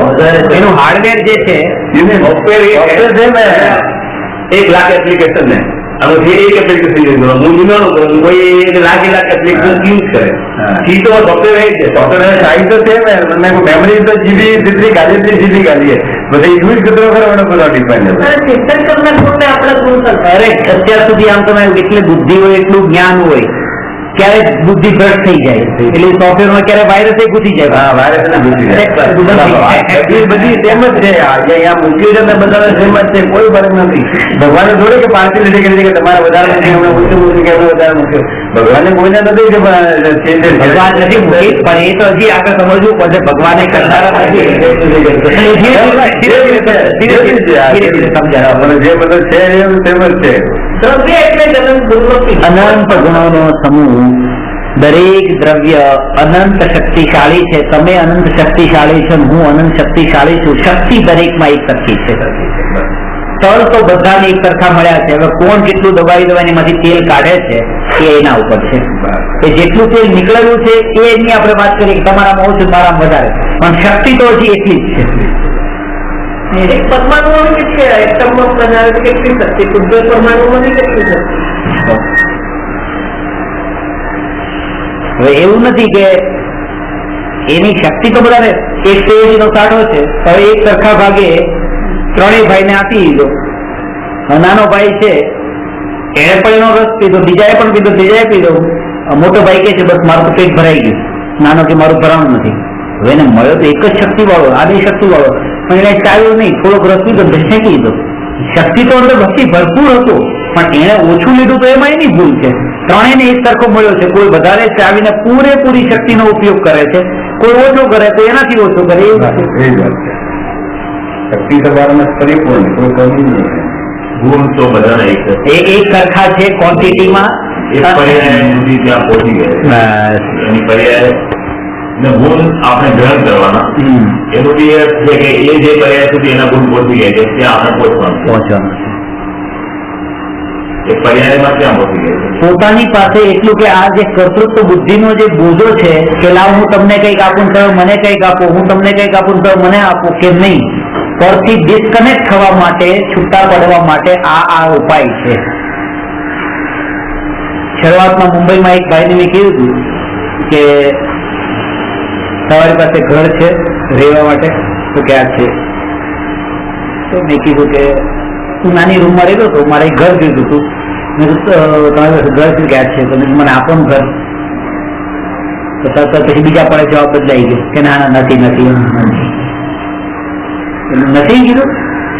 તો પછી કીધું મારે ક્યાં આવી જાવ રહેવા માટે? ના ના છે. એટલે પછી એના ઉપર વિચાર કર્યો કે પહેલા પૂછ્યું કે છે ત્યાં, પછી કીધું કે આપો તો કે નથી, પછી કીધું મારે ક્યાં આવો? તો કે છે. આનો અર્થ એ છે એ એમ કહેવા માંગે છે કે મારી પાસે એટલું વધારે નથી કે હું તમને આપી શકું, અને એટલું ઓછું પણ નથી કે તમારે ત્યાં આવવું પડે. જેટલું છે પરિપૂર્ણ છે. આ જ પરિપૂર્ણતા કે મારામાં એક પણ ગુણ એવો વધારે નથી કે હું તમને આપી શકું, અને એક પણ ગુણ એવો ઓછો નથી કે તમારી પાસે માંગવો પડે. પોતે પોતાનામાં પરિપૂર્ણ છે. જેમ હું પરિપૂર્ણ છું એમ પછી તમે પરિપૂર્ણ છો. એટલે તમે અહંકાર પછી રહેતો નથી. એટલે હું પરિપૂર્ણ તમે અધૂરા તો અહંકાર આવે, પણ તમે પરિપૂર્ણ ત્યાં સંભાવ રહી જાય.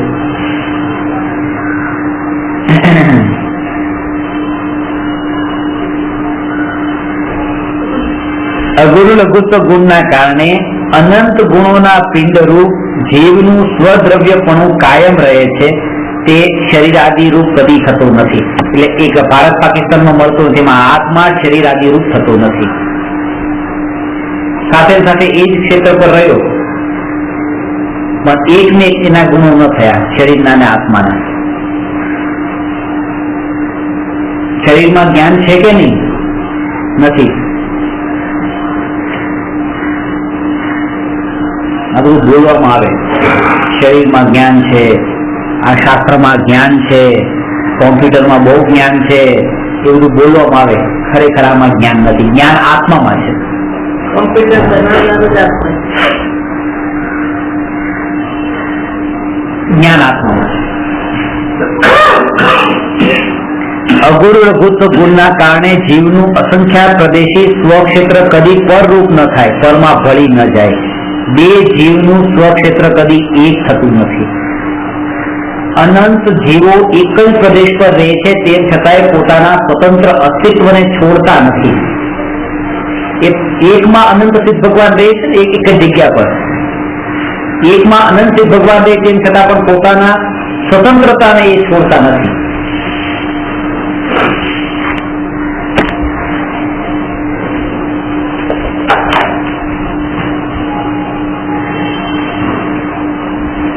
આ એક છે.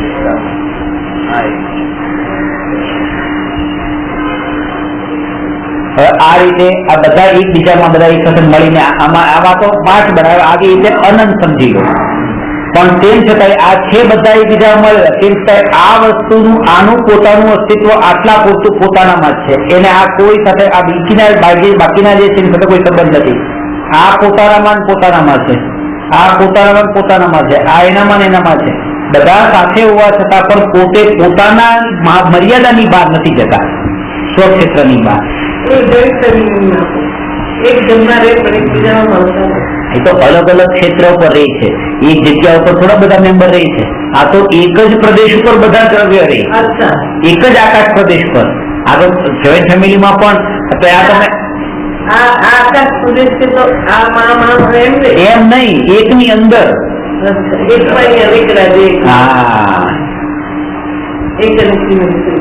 ત્રીજો પોઈન્ટ, અગુરુ લઘુત્વ ગુણના કારણે જીવના એક ગુણના પર્યાય તે અન્ય ગુણના પર્યાય રૂપ ન થાય.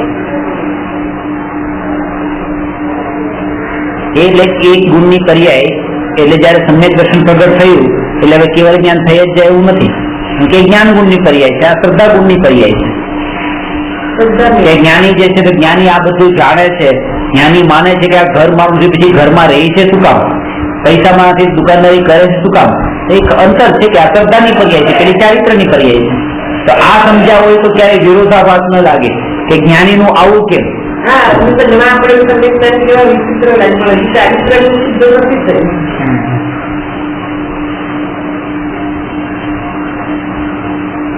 અગુરુ લઘુત્વ ગુણના કારણે દ્રવ્યમાં જેટલા ગુણ છે તેટલા સતરૂપ રહે, ક્યારેય વિખરાય નહીં. આ ચારેય વાક્યો અનુક્રમે દ્રવ્ય, ક્ષેત્ર, કાળ તથા ભાવના સૂચક છે. પહેલું દ્રવ્યની વાત કરી, એક દ્રવ્ય બીજા દ્રવ્ય રૂપે ન થાય. જે ક્ષેત્ર કે બંને અલગ અલગ પ્રદેશ ઉપર રહેવા વાળા બધા એકબીજામાં પોતપોતાના ક્ષેત્રને મળતા નથી. ત્રીજું કાળ, આ પર્યાય કે એક ગુણની એક પર્યાય બીજા ગુણની પર્યાય એકબીજામાં ન મળે, કાળની વાત. અને ભાવ એટલે એના જે ગુણો છે, સ્વભાવ છે, એ બીજામાં ન મળે, બધા સાથે રહેતો પણ.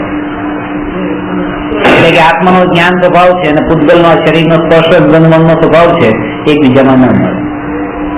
કોઈ પણ દ્રવ્ય કર્મ અથવા કોઈ પરના દ્રવ્ય ક્ષેત્ર કાળ ભાવ આત્માને લાભ કે નુકસાન કરી શકતા નથી.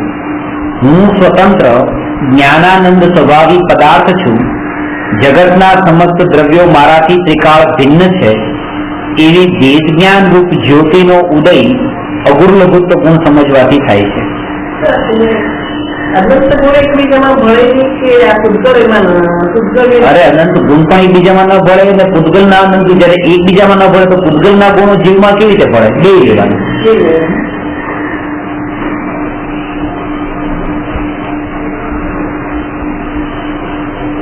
ગુણ બી જુદા જુદા છે. બધા ગુણ ચારે ગુણમાં નહીં પડે. એટલે મને મહારાષ્ટ્ર ગુજરાતમાં ન મળતું હોય, આટલી આપણને સમજાઈ ગયું હોય તો પછી ફ્લોરિડા પછી એ ગુજરાતમાં કેવી રીતે મળે એમ? એ તો પછી ન જ મળે ને. પણ એમાં એમ છે મહારાષ્ટ્ર અને ગુજરાતનું ક્ષેત્રફળ અલગ છે, પણ આ તો અનંત ગુણ આત્માના એક ક્ષેત્ર, એક જ ક્ષેત્ર, પણ સ્વભાવથી ભેદ છે. સ્વભાવ. અહીંયા પ્રદેશ ભેદ છે, ત્યાં લક્ષણ ભેદ છે. ક્યાં પ્રદેશ છે? આ ગુજરાતની વાત છે ને, આ ગુજરાતનો પ્રદેશ આ છે, મહારાષ્ટ્રનો આ છે, અને ત્યાં તો એક જ પ્રદેશ પર જ્ઞાન છે, ત્યાં જ સુખ છે, ત્યાં જ દર્શન છે, ત્યાં લક્ષણ ભેદ લેવાનું.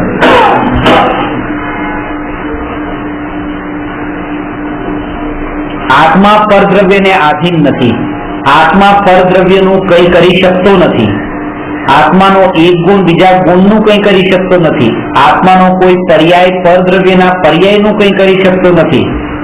જો પરથી આત્માનું અને આત્માથી પરનું કાર્ય થાય તો આત્મા પલટીને નાશ પામે, પણ એમ બનતું નથી.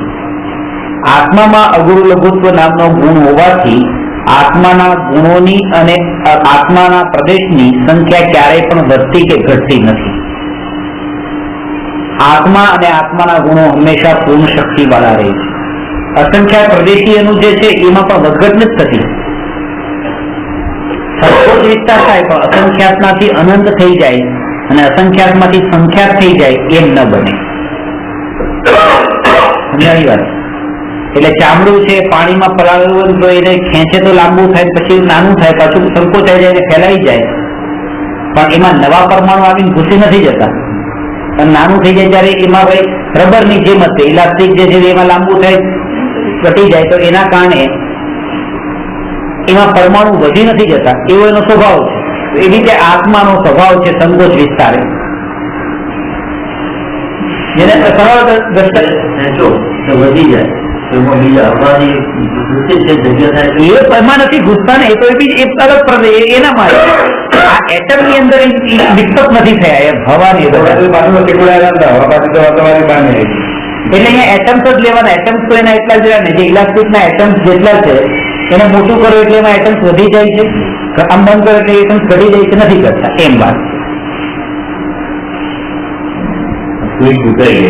અહીંયા જો એક હાથનો આ રૂમાલ છે, એને 2 ઘડી કરી, 2 ની 4 કરી, 4 ની 8 કરી, 8 ની 16 કરી, સમેટાઈ ગયો. હવે દોરા ઓછા થઈ ગયા અને આમ ફેલાવ દોરા વધી ગયા. એવો એનો સ્વભાવ છે, સંકોચાઈ જાય અને ફેલાઈ પણ જાય. આ અવરું લઘુત્વ ગુણની ચર્ચા થઈ. પ્રદેશત્વ ગુણ એક બાકી છે, એ આવતી વખતે. નમો અરહંતાણમ નમો સિદ્ધાણમ નમો આયરિયાણમ નમો ઉવજ્જાયાણમ નમો લોએ સર્વસામુ.